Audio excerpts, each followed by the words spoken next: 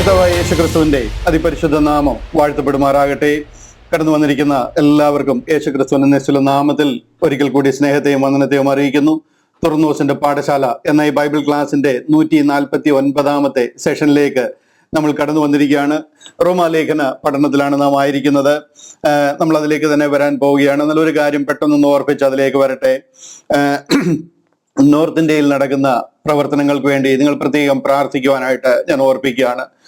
നമുക്ക് ഈ പ്രാവശ്യം ടാർഗറ്റ് ചെയ്തിരിക്കുന്നത് പഞ്ചാബിലും ബംഗാളിലും, ഈ രണ്ട് സ്ഥലങ്ങളിലും ഈ സുവിശേഷം ശക്തിയോടെ പ്രഘോഷിക്കുവാൻ അനേകർ എഴുന്നേൽക്കണം, അനേക സഭകൾ അവിടെ എഴുന്നേൽക്കണം, അനേകർ ഈ സത്യം അറിയണം. സത്യ സുവിശേഷം എന്താണെന്നും കർത്താവിന്റെ കാൽവറിയിലൂടെ തുറന്ന രക്ഷാ പദ്ധതി എന്താണെന്നും ഈ ദേശത്തൊക്കെ പ്രചരിപ്പിക്കുവാൻ ഞങ്ങൾ അലാവോളം അധ്വാനിക്കുന്നു. അവിടെ കർത്താവിന്റെ കരം കാണുവാനായിട്ട് പ്രത്യേകം ഓർത്ത് പ്രാർത്ഥിക്കുവാനായിട്ട് ഞാൻ അപേക്ഷിക്കുകയാണ്. ഇത് നമ്മുടെ ഉത്തർപ്രദേശിൽ നമുക്ക് അനേക മിനിസ്ട്രികളുണ്ട്. അവിടെ നടന്നൊരു മീറ്റിംഗ് ആണ്, ഈ കഴിഞ്ഞിടയിൽ നടന്നൊരു മീറ്റിംഗ് ആണ്. ജസ്റ്റ് ഞാൻ നിങ്ങളെ ഒന്ന് കാണിക്കാൻ വേണ്ടി എടുത്തു എന്നുള്ളതേ ഉള്ളൂ. ഇന്നലെയും നമുക്ക് അവിടെ ബൈബിൾ ക്ലാസ്സും ഒക്കെ ഉണ്ടായിരുന്നു. ഇത് നമ്മുടെ സാധാരണ മീറ്റിംഗ് നടക്കുന്ന ഒരു സ്ഥലമാണ്. ഉത്തർപ്രദേശിലുള്ള 10-25 ചർച്ചുകളോളം ഉത്തർപ്രദേശിൽ നമുക്ക് ലഭിച്ചിട്ടുണ്ട്. നല്ല രീതിയിലുള്ള പ്രോഗ്രസ് നമുക്ക് അവിടെ ലഭിക്കുന്നുണ്ട്. എന്നാൽ ഈ വർഷത്തെ ടാർഗറ്റിൽ പ്രധാനമായിട്ടും ബംഗാൾ, അതായത് വെസ്റ്റ് ബംഗാൾ, കൽക്കട്ട, വെസ്റ്റ് ബംഗാൾ, പഞ്ചാബ്, ഈ രണ്ട് സ്റ്റേറ്റിലും ശക്തമായിട്ട് ഈ സുവിശേഷം പ്രഘോഷിക്കണം. കർത്താവിന്റെ ക്രൂശ് പ്രസിദ്ധമാക്കണം. കൃപയുടെ സുവിശേഷം ജനം അറിയണം. ജനം കേൾക്കുന്ന ഏതെങ്കിലും സുവിശേഷത്തിന്റെ പുറകെ ഓടാതെ അനുഗ്രഹങ്ങളുടെയും സൗഖ്യത്തിന്റെയും അങ്ങനെയുള്ള കാര്യങ്ങളുടെ പുറകെ പോകുന്നതിനിടയായി തീരാതെ സത്യസുവിശേഷം എന്താണെന്ന് അറിയുവാൻ പ്ലാൻ ചെയ്ത് നമ്മുടെ മിഷണറിമാർ അവിടെ പ്രവർത്തിക്കുന്നുണ്ട്. ഇപ്പൊ 4 ചർച്ച് നമുക്ക് പഞ്ചാബിലുണ്ട്, 4 ചർച്ച് ബംഗാളിലുമുണ്ട്. അത് ഈ വർഷത്തിന്റെ അവസാനമാകുമ്പോഴത്തേന് കുറഞ്ഞതൊരു 10-15 ചർച്ചുകൾ നമുക്ക് ഉണ്ടാകുന്ന രീതിയിൽ അവിടെ പ്രവർത്തനങ്ങൾ വളരുവാൻ എല്ലാവരും ആ വിഷയത്തെ ഓർത്ത് പ്രാർത്ഥിക്കണം. പഞ്ചാബ്, ബംഗാൾ, ഈ രണ്ട് സ്റ്റേറ്റിനെ ഓർത്ത് പ്രാർത്ഥിക്കണം എന്ന് ഞാൻ വിശേഷാൽ ഓർപ്പിക്കുകയാണ്. കർത്താവിന്റെ ഹിതമായി കഴിഞ്ഞാൽ അവിടെ വിസിറ്റ് ചെയ്യണമെന്നും അവരെ ഈ വിഷയത്തിൽ കൂടുതൽ ഉറപ്പിക്കുവാനും അവരെ ഉത്സാഹിപ്പിക്കുവാനും ഞാനും പേഴ്സണലി കടന്നു പോകണം എന്ന് ആഗ്രഹിക്കുന്നുണ്ട്. ആ ദേശത്തിന് വേണ്ടി പ്രത്യേകം പ്രാർത്ഥിക്കുവാൻ പ്രാരംഭമായിട്ട് ഓർപ്പിക്കുക. ദൈവം നമ്മളെ സഹായിക്കട്ടെ. റോമ ലേഖന പഠനത്തിലാണ് നാം ആയിരിക്കുന്നത്. 12-ാമത്തെ അധ്യായം മുതൽ നമ്മൾ പഠിച്ചു തുടങ്ങണം. എന്നാൽ ഞാൻ കഴിഞ്ഞ ആഴ്ചയിൽ ഓർപ്പിച്ചതുപോലെ ഒരു തെറ്റായ പഠിപ്പിക്കൽ ഇതിനിടയിൽ വന്നു ചേരുവാനായിട്ടിടയായി. സൽപ്രവർത്തികൾക്കോ വിശുദ്ധ ജീവിതത്തിനോ പ്രത്യേകിച്ച് ക്രിസ്തീയ ജീവിതത്തിൽ ഒരു പ്രാധാന്യമില്ല എന്നൊരു പഠിപ്പിക്കൽ പല വാട്സപ്പ് ഗ്രൂപ്പുകളിലും പടരുകയും അത് നമ്മുടെ ഗ്രൂപ്പുകളുടെ ഇടയിലും ഒക്കെ വന്നുപെടുകയും ചെയ്യുന്നതിനായിട്ടിടയായി. അത് അനേകരുടെ വിശ്വാസത്തെ ചോദ്യം ചെയ്യുകയും അനേകര് ഈ സത്യവചനത്തിൽ നിന്ന് ഡീവിയേറ്റ് ചെയ്യുകയും ഒക്കെ ചെയ്യുന്ന രീതിയിൽ എൻ്റെ ശ്രദ്ധയിൽപ്പെടുവാനായിട്ടിടയായി. ആ തരം തെറ്റായ പഠിപ്പിക്കലുകൾ വരുത്തിയ ഡാമേജ് അനേകരുടെ ഇടയിൽ അത് ഡാമേജ് വരുത്തുവാനിടയായിട്ടുണ്ട്. അതൊന്ന് ക്ലിയർ ചെയ്യാനായിട്ട് കഴിഞ്ഞ ആഴ്ചയും ഈ ആഴ്ചയും ഞാൻ അതിനായിട്ട് വേർതിരിക്കുകയാണ്. പ്രധാനമായിട്ട് വന്ന ആ പഠിപ്പിക്കലുകൾ എന്ന് പറയുന്നത് വിശുദ്ധ ജീവിതത്തിനോ സൽപ്രവർത്തികൾക്കോ ഒന്നും ക്രിസ്തീയ ജീവിതത്തിൽ ഒരു പ്രാധാന്യവുമില്ല. അതായത് ഒരു കപട സ്വാതന്ത്ര്യം എല്ലാം ചെയ്യാൻ, എങ്ങനെയും ജീവിക്കാനുള്ള ഒരു കപട സ്വാതന്ത്ര്യം ലഭിക്കുന്ന രീതിയിലുള്ള ഒരു ഉപദേശം. സംഭവം അത് എങ്ങനെയാണ് ഇത്ര ശക്തമായിട്ട് ഈ ഗ്രൂപ്പുകളിലൊക്കെ പടരുന്നത് എന്ന് എനിക്ക് മനസ്സിലാകുന്നില്ല. എന്നാൽ ആ മാലിന്യം ഫാനിന്റെ ലീഫിൽ അടിച്ചിട്ട് അത് മുറി മുഴുവനും റൂമിൽ മുഴുവനും തെറിച്ച് വീട് മുഴുവൻ നാറുന്നതിന് മുൻപായിട്ട് അതൊന്ന് ക്ലിയർ അപ്പ് ചെയ്യുവാനായിട്ട് ഞാൻ ആഗ്രഹിക്കുക. കഴിഞ്ഞ ആഴ്ചയിൽ ഏകദേശം ഒരു നല്ല അളവിൽ അതിനെ ക്ലിയർ ചെയ്യുവാൻ ഇടയായി എന്നെനിക്ക് ഞാൻ വിശ്വസിക്കുന്നു. എന്നാൽ അതിന്റെ അല്പം കൂടെ ചില ഭാഗങ്ങൾ കൂടി ഇന്ന് പറയുവാനായിട്ടാണ് ഞാൻ ആഗ്രഹിക്കുന്നത്. ആ ഒരു വിഷയത്തിൽ നമുക്ക് നല്ല ഉറപ്പും ധൈര്യവും ഉണ്ടായിരിക്കണം. ആരും നമ്മളെ ആ വിഷയത്തിൽ തെറ്റിക്കുന്നതിനിടയായി തീരരുത്. വിശുദ്ധ ജീവിതം നയിക്കുന്നതിനെ കുറിച്ചും സൽപ്രവൃത്തികൾ ശുഷ്കാന്തിയുള്ളവരായിരിക്കേണ്ടതിനെ കുറിച്ചും പൊളൈൻ എപ്പിസ്റ്റൽസ് ത്രൂ ഔട്ട് നമ്മളെ പഠിപ്പിച്ചിരിക്കുക.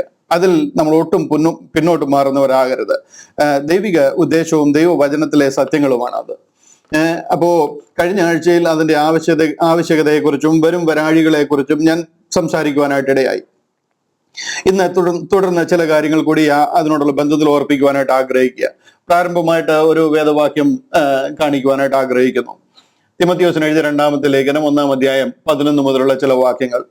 തിമത്തിയോസിന് എഴുതിയ 2-ാമത്തെ ലേഖനം 1-ാം അധ്യായം 11 മുതൽ. ഇത് റോമ ലേഖനത്തിലേക്ക് ഇന്ന് നമ്മൾ കടക്കത്തില്ല. നമ്മൾ ഈ വിഷയം തന്നെ ഞാൻ ഒരല്പം കൂടെ വന്ന് ചേർന്നിരിക്കുന്ന ഡാമേജുകളൊന്ന് ക്ലിയർ ചെയ്യുവാനായിട്ടാണ് ഞാൻ നോക്കുന്നത്. അതുകൊണ്ട് ഇന്ന് റോമാലേഖനത്തിലേക്ക് നമ്മൾ കടക്കത്തില്ല. അടുത്ത ആഴ്ച മുതൽ വേറെ വിഷയങ്ങളൊന്നും ഞാൻ എടുക്കത്തില്ല. റോമാലേഖനം 12 മുതൽ പഠിച്ചു തീരുവാനായിട്ട്, ചില ആഴ്ചകൾ കൊണ്ട് അത് പഠിച്ചു തീർക്കുവാനായിട്ട് ഞാൻ വിശേഷാൽ സമയം വേർതിരിക്കുന്നു എന്ന് ഓർപ്പിക്കുകയാണ്.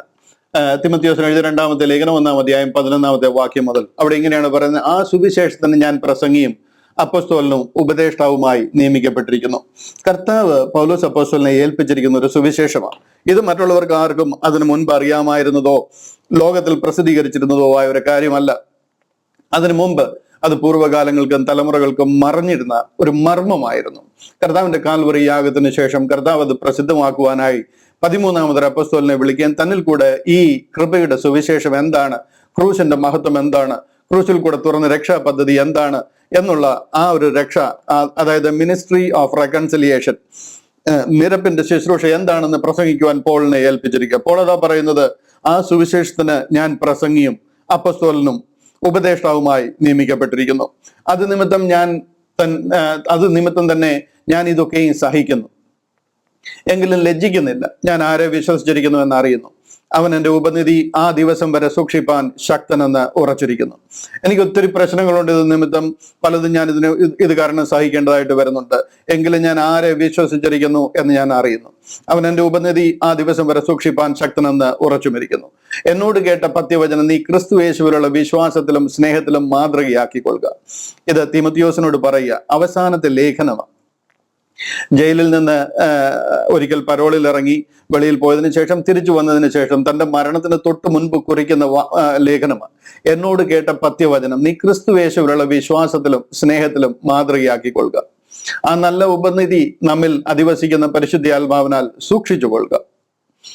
ആസ്യക്കാർ എല്ലാവരും എന്നെ വിട്ടു പോയി കളഞ്ഞു എന്ന് നീ അറിയുന്നുവല്ലോ. ഫുഗലോസും ഹെർമഗനോസും ആ കൂട്ടത്തിലുള്ളവരാകുന്നു. ഇത് ഒന്ന് കാണിക്കുവാൻ വേണ്ടിയിട്ടുകൂടെയാണ് ഞാൻ ഇത് പ്രൊജക്ട് ചെയ്തത്. തന്റെ ശുശ്രൂഷയുടെ അവസാന വേളകളിലാണ് പൗലോസ് അപ്പോസ്തലൻ പറയുന്നത്.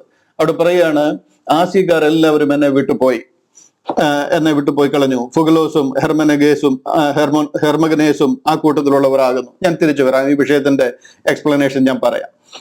അടുത്ത വാക്യം അവിടെ പറയാണ്: പലപ്പോഴും എന്നെ തണുപ്പിച്ചവനായ ഒനേസിഫോരോസിന്റെ കുടുംബത്തിന് കർത്താവ് കരുണ നൽകുമാറാകട്ടെ. ഈ ഒനേസിഫോരോസ് എല്ലാം പോളിന്റെ കൂടെ ശുശ്രൂഷയിൽ മുന്നിലുണ്ടായിരുന്ന ആൾക്കാരാണ്.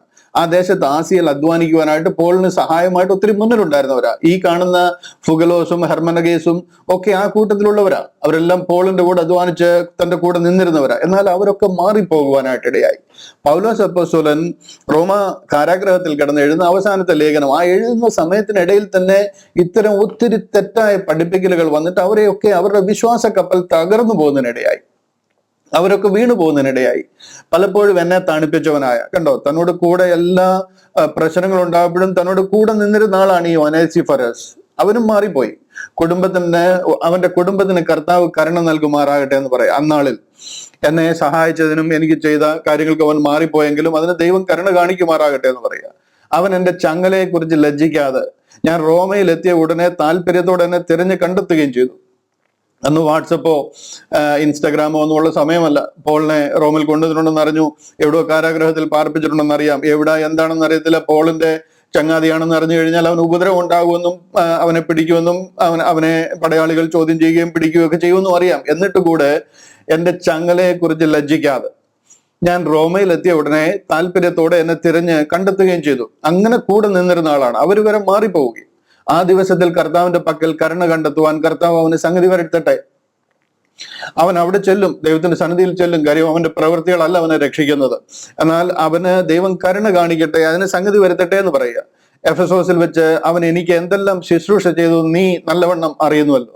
എഫെസോസിൽ ഭയങ്കര പ്രശ്നങ്ങൾ ഉണ്ടായിട്ടുണ്ട്. പോള് ജീവിച്ചിരിക്കുമെന്ന് തന്നെ അറിയത്തില്ലായിരുന്നു. ആ നിലയിൽ അർത്തമീസ് ദേവിയുടെ ആരാധകരുമായിട്ട് വലിയ പ്രശ്നങ്ങൾ ഉണ്ടായിട്ട് കൊന്നുകളയും എന്ന് വരെ പറഞ്ഞ സാഹചര്യം ഉണ്ടായിരുന്നു.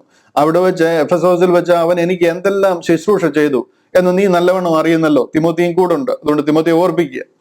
ക്രിസ്തുയേശുവിലുള്ള ജീവന്റെ വാഗ്ദത്ത പ്രകാരം ദൈവേഷ്ടത്താൽ ക്രിസ്തുയേശുവിന്റെ അപ്പോസ്തലനായ പൗലോസ് പ്രിയ മകനായ തിമോത്തിയോസിന് എഴുതുന്നത്. ഇത് ഞാൻ എന്തിനാ കാണിച്ചതെന്ന് ചോദിച്ചു കഴിഞ്ഞാൽ ഒരു വാക്യം കൂടെ കാണിച്ചോട്ടെ. 2 തിമോത്തി 2-ാം അധ്യായം അതിന്റെ 15 മുതൽ ഉള്ള ചില വാക്യങ്ങൾ കൂടെ ഒന്ന് വായിച്ചോട്ടെ. 2:15 മുതൽ. നമ്മൾ സ്ഥിരം വായിക്കാറുള്ള വാക്യമാണ്. സത്യവചനത്തെ യഥാർത്ഥമായി പ്രസംഗിച്ചുകൊണ്ട്. ഈ 1-ാമത്തെ അധ്യായം നമ്മളിപ്പോൾ വായിച്ച തുടർമാനമായിട്ട് എഴുതി പോരുക. ഇവിടെ അധ്യായം ഒന്നും ആ കാലത്ത് തിരിച്ചിട്ടില്ല, ആ സ്ക്രോളിൽ അങ്ങനെ തന്നെ എഴുതി പോരുക. 2-ാമത്തെ അധ്യായമായിട്ട് വന്നപ്പോൾ പോൾ എഴുതി വരുന്നതിന്റെ ഭാഗമാണ്. സത്യവചനത്തെ യഥാർത്ഥമായി പ്രസംഗിച്ചുകൊണ്ട് ലജ്ജിപ്പാൻ സംഗതിയില്ലാത്ത വേലക്കാരനായി. എവിടെ ലജ്ജിപ്പാന്? ദൈവത്തിന്റെ സന്നിധിയിൽ നാം നിൽക്കേണ്ടുന്നവരാണ്. കാര്യം നാം മരിച്ചു കഴിഞ്ഞു കഴിഞ്ഞാൽ കർത്താവിന്റെ വരവിൽ നാം ചേർക്കപ്പെടുകയും മധ്യാകാശത്തിൽ ജഡ്ജ്മെന്റ് സീറ്റ് ഓഫ് ക്രൈസ്റ്റ്, കർത്താവിന്റെ ന്യായവിസ്താര സഭയിൽ നിൽക്കേണ്ടുന്നവരാണ്. അവിടെ നിൽക്കുമ്പോൾ ലജ്ജിപ്പാൻ സംഗതിയില്ലാത്ത വേലക്കാരായി നിൽക്കേണ്ടതിന്, തല കുനിച്ച് നിൽക്കാൻ ഇടയാകേണ്ടതിന്, നമ്മുടെ പേര് വിളിക്കുമ്പോൾ ലജ്ജിതരായി നിൽക്കാൻ ഇടയാകേണ്ടത്. ഞാൻ പറയുന്ന കാര്യമല്ല അവിടെ ലജ്ജിക്കും എന്നുള്ളത്, ബൈബിൾ പറയുന്ന കാര്യമാണ്. തിരുവചനത്തിൽ പറയാ സത്യവചനത്തെ യഥാർത്ഥമായി പ്രസംഗിച്ചുകൊണ്ട് ലജ്ജിപ്പാൻ സംഗതിയില്ലാത്ത വേലക്കാരനായി ദൈവത്തിന് കൊള്ളാകുന്നവനായി നിൽപ്പാൻ ശ്രമിക്കുക. അടുത്ത വാക്യം, ഭക്തിവിരുദ്ധമായ വൃഥാലാപങ്ങളെ ഒഴിഞ്ഞിരിക്കുക. ആവശ്യമില്ലാത്ത ഭക്തിവിരുദ്ധമായിട്ടുള്ള ഇങ്ങനെയുള്ള കാര്യങ്ങൾ ഒഴിഞ്ഞിരിക്കുക. ആ വകക്കാർക്ക് അഭക്തി അധികം മുതിർന്നു വരും. അവരുടെ വാക്ക് അർബുദം പോലെ തിന്നുകൊണ്ടിരിക്കും. ഇങ്ങനെ ഓരോരോ കാര്യങ്ങൾ അവർ പറഞ്ഞ് പരത്തിക്കൊണ്ടിരിക്കും. ഹുമനയോസും ഫിലേത്തോസും അവരുടെ കൂട്ടത്തിലുള്ളവരാകുന്നു. അവർ സത്യം വിട്ട് തെറ്റി പുനരുദ്ധാനം കഴിഞ്ഞു എന്ന് പറഞ്ഞ് ചിലരുടെ വിശ്വാസം മറിച്ചു കളയുന്നു. എന്തിനാണ് ഞാൻ ഈ വാക്യങ്ങൾ കാണിക്കുന്നതെന്ന് ചോദിച്ചു കഴിഞ്ഞാൽ, ആമുഖമായിട്ട് ഞാൻ നിങ്ങളോട് പറയാൻ ആഗ്രഹിക്കുക. നിങ്ങൾ ഈ രക്ഷയുടെ അനുഭവത്തിൽ നിന്ന് വന്നു കഴിയുമ്പോൾ പുറത്തു നിന്ന് നിങ്ങൾക്ക് ആക്രമണവും അറ്റാക്കും ഒക്കെ ഉണ്ടാകും. പലരും നമ്മളെ ഇതിലേക്ക് വരാതിരിക്കാനായിട്ട് തടയും. കാര്യം ഞാൻ എപ്പോഴും ഓർപ്പിക്കാറുണ്ട്, സാത്താനെ സംബന്ധിച്ചിടത്തോളം അവൻ ഈ ലോകത്തിന്റെ ദൈവമാണ്. ഈ ലോകത്തെ അവൻ അടക്കി വാണുകൊണ്ടിരിക്കുക. അവന്റെ ഏറ്റവും പ്രൈം അജണ്ട എന്താന്ന് ചോദിച്ചു കഴിഞ്ഞാൽ ക്രൂസിൽ കൂടിയുള്ള രക്ഷാ പദ്ധതി ലോകം അറിയരുത് എന്നുള്ളതാണ്. കാര്യം അവന് പറ്റിയ ഏറ്റവും വലിയ അബദ്ധമാണ് ക്രൂശ് എന്ന് പറയുന്നത്. അറിഞ്ഞിരുന്നുവെങ്കിൽ അവർ തേജസിന്റെ കർത്താവിനെ ക്രൂശിക്കയില്ലായിരുന്നു എന്ന് തിരുവചനം നമ്മെ പഠിപ്പിക്കുക. അതിന്റെ കോൺസിക്വൻസസ് എന്താണെന്നുള്ളത് അവൻ അന്നു മുതൽ അറിഞ്ഞുകൊണ്ടിരിക്കുക. അവന്റെ കൗണ്ട് ഡൗൺ അന്നു മുതൽ സ്റ്റാർട്ട് ആയിരിക്കുക. നിത്യ നരകാഗ്നിയിലേക്ക് തള്ളുന്ന ഡേറ്റ് അന്നു മുതൽ എണ്ണപ്പെട്ടിരിക്കുക.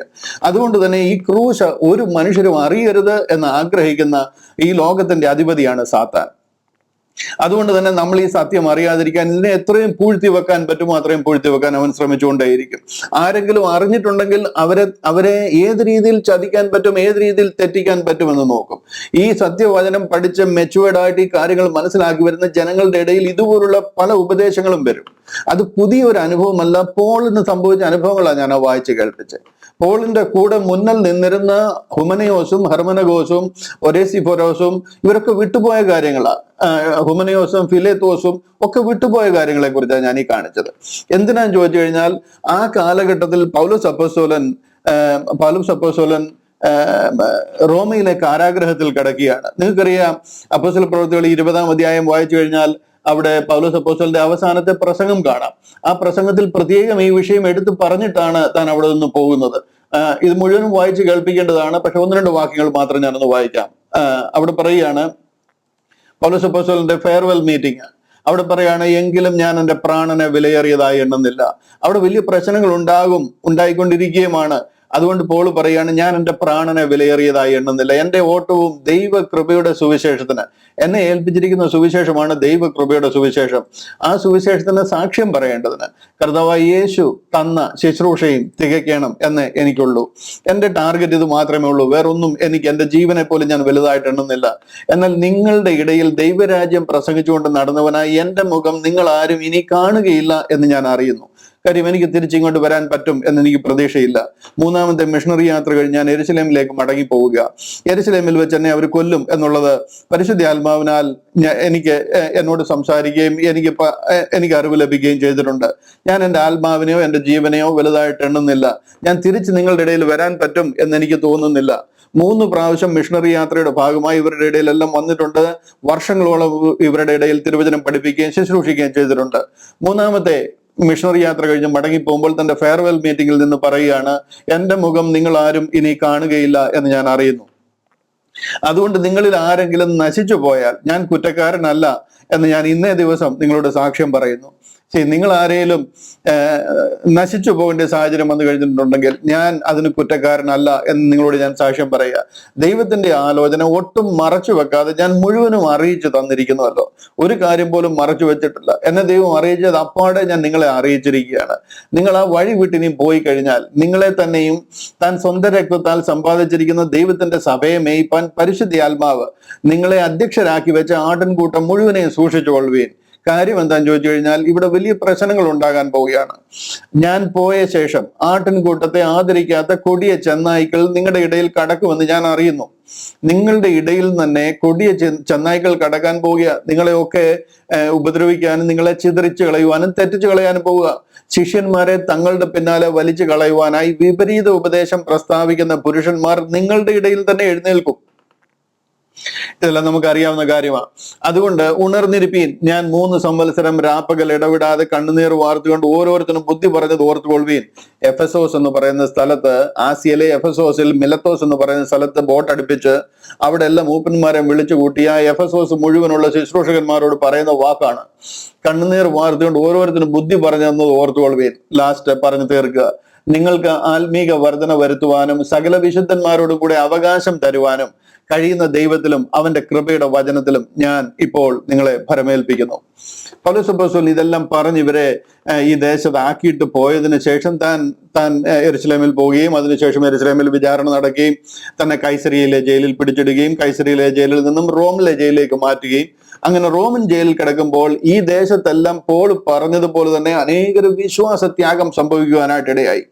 ആ പോള് റോമൻ കാരാഗ്രഹത്തിൽ കിടന്നുകൊണ്ട് എഴുതിയ 4 ലേഖനങ്ങളാണ് കാരാഗ്രഹ ലേഖനങ്ങൾ എന്നറിയപ്പെടുന്ന എഫേസ്യ ലേഖനം, കൊലോസി ലേഖനം, ഫിലിപ്പിയ ലേഖനം, ഫിലമോൻ എഴുതിയ ലേഖനം. ഈ ലേഖനങ്ങൾ എഴുതി കഴിഞ്ഞതിന് ശേഷമാണ് താൻ 1 തിമത്തിയോസിന് എഴുതിയ 1-ാമത്തെ ലേഖനവും തീത്തോസിന് എഴുതിയ ലേഖനവും എഴുതുന്നത്. ഇത് കഴിഞ്ഞു കഴിയുമ്പോൾ തനിക്ക് ഒരു പരോൾ അനുവദിച്ചെന്നും താൻ അതിനുശേഷം വീണ്ടും ആസിയയിലേക്കൊന്ന് വന്നു. ആസിയ വന്ന് കാണാനുള്ള അവസരം തനിക്ക് വീണ്ടും ലഭിച്ചു. റോമിൽ നിന്ന് ആസിയയിലേക്ക് വരാനും അതിനുശേഷം അവിടുന്ന് സ്പാനിയയിലേക്ക് പോകുവാനും ഇടയായി എന്നാണ് വേദപണ്ഡിതന്മാരുടെ അഭിപ്രായം.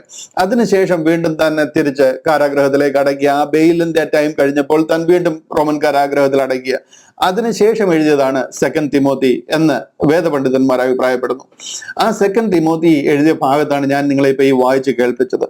സത്യവചനത്തെ യഥാർത്ഥമായി പ്രസംഗിച്ചുകൊണ്ട് തിമത്തിയോസിനോട് പറയുക, ഹുമനയോസും ഹെർമനഗോസും ഒക്കെ നമ്മുടെ ഉപദേശം വിട്ടുപോയി. ചെമ്പ് പണിക്കാരന് അലക്സാണ്ടർ നമുക്ക് ഒത്തിരി ദോഷം ചെയ്തു. ഒത്തിരി പേരുടെ പേരെടുത്ത് പറഞ്ഞിങ്ങനെ പറയുന്നത് കാണുവാനായിട്ട് കഴിയും. ഇവിടെ ഈ സത്യവിശ്വാസത്തിലേക്ക് വന്നു കഴിഞ്ഞാൽ നിങ്ങൾ വരുന്നതിന് മുൻപ് എത്രമാത്രം ഉപദ്രവം ഉണ്ടായിരുന്നു അതിനേക്കാൾ ഏറെ ഉപദ്രവം വന്നു കഴിഞ്ഞതിന് ശേഷം ഉണ്ടാകും. അകത്തു നിന്നും ഉണ്ടാകും, പുറത്തു നിന്നും ഉണ്ടാകും. അതുകൊണ്ട് ഇതുപോലുള്ള ഉപദേശങ്ങളൊക്കെ വരുമ്പോൾ കണ്ണടച്ച് അതങ്ങ് വിശ്വസിക്കാതെ ഇത് ദൈവത്തിൽ നിന്നുള്ളത് തന്നെയോ എന്ന് അതിനെ ആരായുകയും അതിനെക്കുറിച്ച് ചിന്തിക്കുകയും മനസ്സിലാക്കുകയും ദൈവസന്നിധിയിൽ നിന്ന് പ്രാർത്ഥിക്കുകയും ചെയ്യണം. കേൾക്കുന്നതെല്ലാം ഉപദേശമെന്ന് കരുതി സ്വീകരിക്കരുത്. ഗ്രേസിന്റെ പേരിൽ വന്നിട്ട് അല്ലെങ്കിൽ പൊളൈൻ ഉപദേശം എന്നുള്ള പേരിൽ വന്നിട്ട് ആരെന്ത് പറഞ്ഞാലും അത് വാങ്ങിച്ചപ്പാടെ നമ്മളത് സ്വീകരിക്കാനായിട്ട് ഇടയാകല്ല.